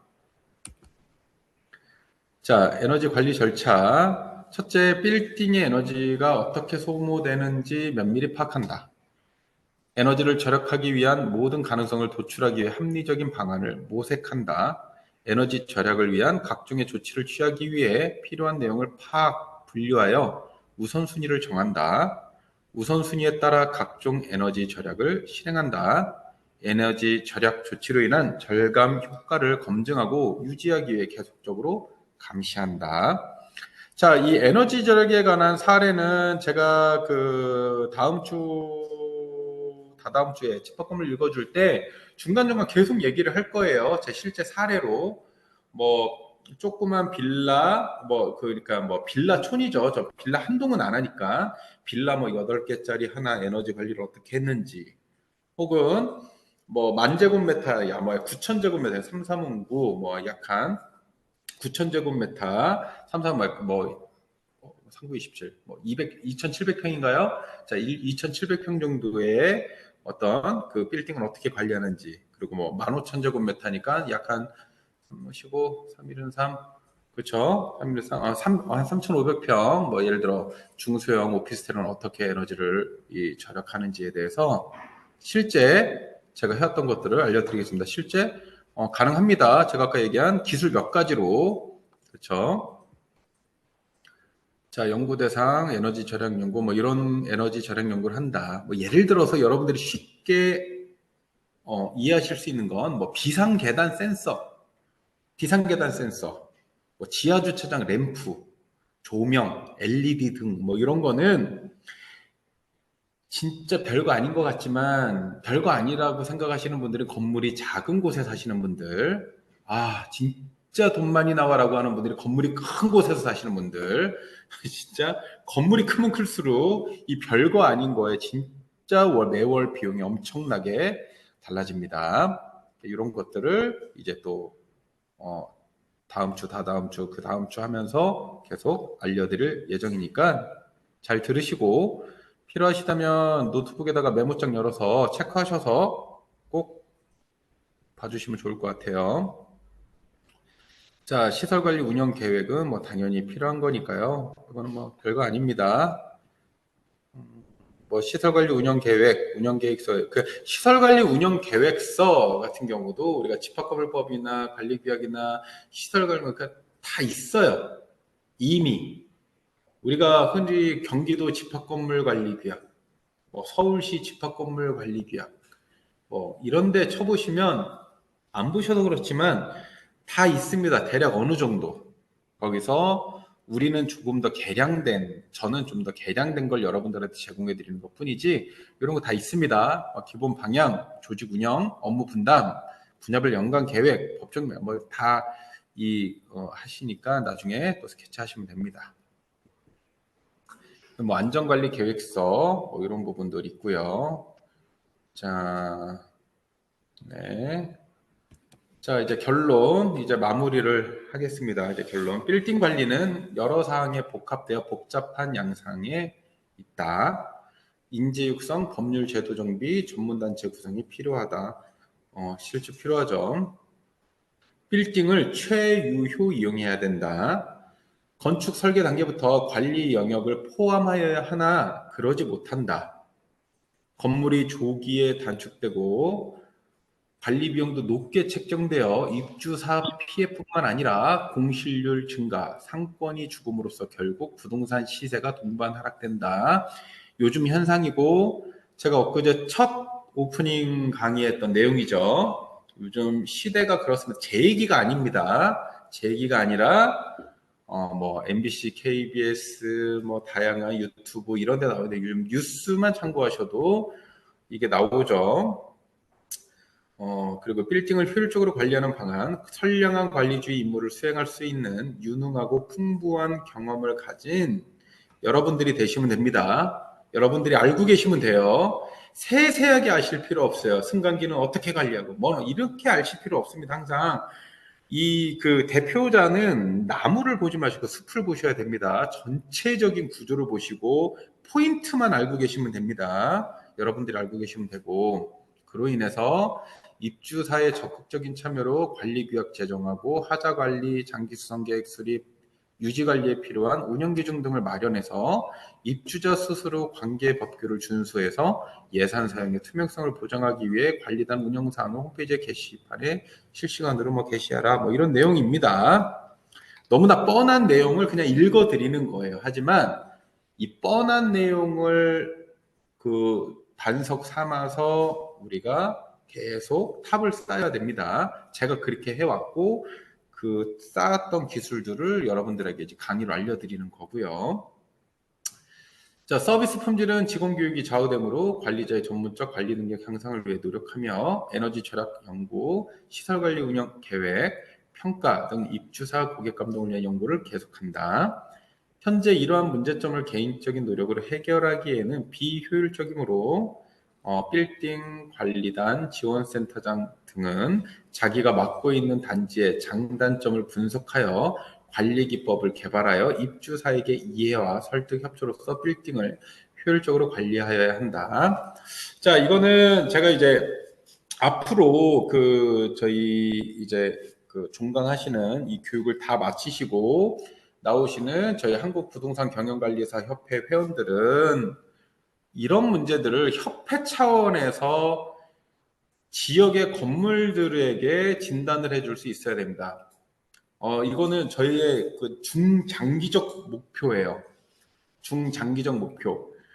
음식에 미슐랭이 있죠. 자, 그 미슐랭이 왜 태어났는지 아시는 분? 미슐랭이 막 맛집 다니면서 막 별점 주죠. 얘네들 미슐랭 하면은 막 미슐랭 음식점이 되고 싶어 난리죠. 미슐린 타이어에서 자기네 타이어 단 차 끌고 그냥 돌아다니면서 맛집 투어한 거 아닌가요? 미슐린이 맛집 투어로 다녔는데 자기네 미슐린 그 제품 가지고 운전하고 그냥 맛집 투어 다녔는데 야 여기가 괜찮다더라 그냥 별점 주고 야 여기는 분위기가 어떻다더라 뭐 이런 거 아닌가요? 저는 뭐 솔직히 모르겠어요. 근데 사실 그냥 이런 부분들 그냥 우리도 하고 싶은 요지는 어 우리도 우리 그 사단법인이 앞으로 가야 할 방향입니다. 모든 건물의 건축물의 관리나 뭐 어떤 효용성 관리 뭐 다양한 자산 이런 부분에 대해서 협회 차원에서 진단해주고 평가해줄 수 있어야 되고 우리가 건물의 별점이나 어떤 이런 승급을 줄 수 있으면 좋겠다. 그런 전문성을 가지고 있으면 좋을 것 같다. 뭐 이런 내용입니다. 자, 여기까지 그 PPT에 대한 거는 이제 하고요. 자, 질문 내용 들어온 거를 잠깐 확인하겠습니다. 이종성 선생님. 자, 질문 첫째. 집합건물 관리소장과 대형건물 주택건물 관리소장의 차이점, 자격증이 유무일까요? 집합건물 관리소장인 전문성이 없어도 될까요? 자, 첫째 문제 하나 말씀드리면, 집합건물 관리, 그러니까 대형 건물도 집합건물입니다. 그거는 이해하시고, 자, 집합건물 중에는 소형, 중형, 대형이 있겠죠. 그렇죠? 자, 모든 집합건물의 모든 그냥 대형 집합건물은 지식산업센터 같은 경우는 당연히 면적이 수만 평이기 때문에 예를 들어 3만 평, 5만 평 이상이잖아요. 3천 평 이상이고 막 이렇게 크잖아요. 이런 데는 당연히 전문 주택관리사 자격증이고 빌딩 경영관리사 자격증이나 최소 10년 이상의 자격을 갖고 있는 사람을 채용하시는 게 좋습니다. 왜냐하면 경험이 관리하는 거예요. 경험이 관리하는 겁니다. 건물 관리는 집합건물법이나 관리규약 하나를 보고 관리할 수 없습니다. 경험이 관리합니다. 그래서 우리가 경험, 갑자기 소방벨이 울렸는데 그 기정과장이 보는 게 있고 지금 소방 담당자가 보는 게 있는데 실제로 주택관리사가 보는 건 또 다를 수 있어요. 이제 경험입니다. 자, 보면 자, 1번 질문은 그렇게 이해하시고 2번 건물 관련 뉴스를 보다 2026년 이후 대형 건물 연면적 기준으로 소위 기계설비 유지 선임자를 전문성으로 채용해야 되는 의무 생겨 혹시 집합 건물 등도 이 건물 관련 뉴스는 사실상 현재 지금 적용되고 있습니다. 최근에 2년 전부터 전기안전관리자 전기협회 측에서 전기안전관리자 기계설비 뭐 공조설비 등의 의무 채용 기준, 그러니까 이거는 의무성이 생겼다라고 하는 그 의무 채용입니다. 의무 채용 기준이 있습니다. 그래서 질문하신 건 혹시 집합 건물 등도 앞으로 이러한 전문성을 요구하는 선임자의 의무 채용이 생길까요? 라는 건 이겁니다. 모든 집합 건물이라고 했죠. 모든 게 집합 건물입니다, 선생님. 헷갈리시면 안 돼요. 대신에 소형, 중형, 대형이 있는 거고 이거는 연면적마다 다르죠. 그렇죠? 그러면 작은 연면적의 집합 건물은 이런 의무 채용 안 해도 되겠죠. 그렇죠? 근데 일정 이상 면적 이상은 의무 채용을 해야 됩니다.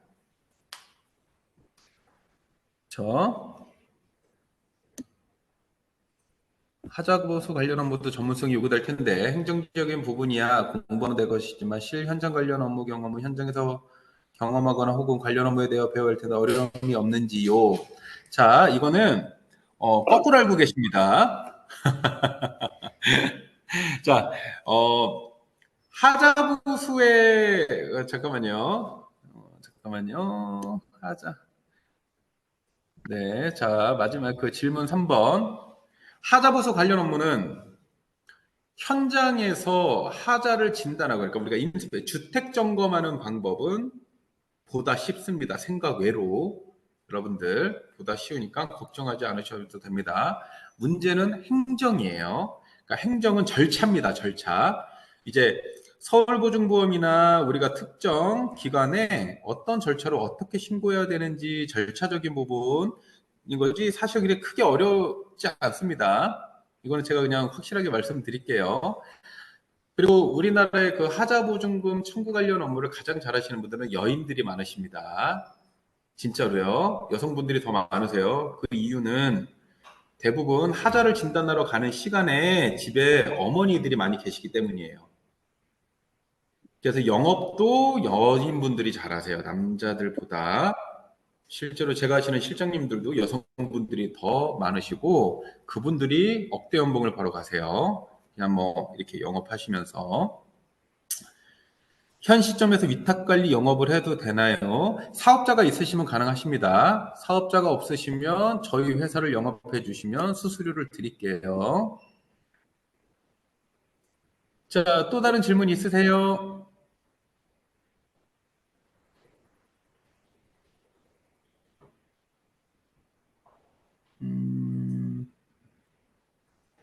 이중성님, 잘 들으셨어요?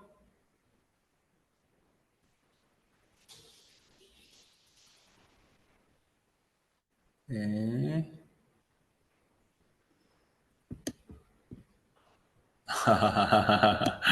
네네네, 감사합니다. 잘 이해하셨구나. 그리고 이제 저희가 이제 공동주택 하자보수나 이런 그, 필요하시면 제가 나중에 교육과정 끝나거나 특강으로 인스펙션 그 하자 진단하는 방법 알려드릴게요. 저희가 제가 다른 과정을 하나 개설하려고 잘하면은 저쪽 교육연수동에서 실제 뭐 배관 설비나 뭐 집수리, 인테리어, 생활 풍수 인테리어 이런 과정을 좀 몇 개 더 개강을 할 것 같은데 그때 그쪽에 실습실이 생길 거예요. 그 실습실이 아마 거실, 주방, 화장실 형태로 이렇게 꾸며질 겁니다. 그럼 거기서 뭐 우리 수강생분들 특강으로 한번 모셔가지고 제가 하자 진단하는 법, 문 열고 들어가면서부터 내부 하자 진단하는 법을 실제 엔지니어들이 어떻게 하는지 똑같이 알려드릴 테니까 그대로 하시면 됩니다. 쉽습니다. 요즘은 휴대폰 하나랑 기계 몇 가지만 있으면 돼요. 장비 그렇게 비싸지 않습니다. 네. 뭐 질문 주셔서 감사합니다. 네. 그리고 아까 그 선생님 질문.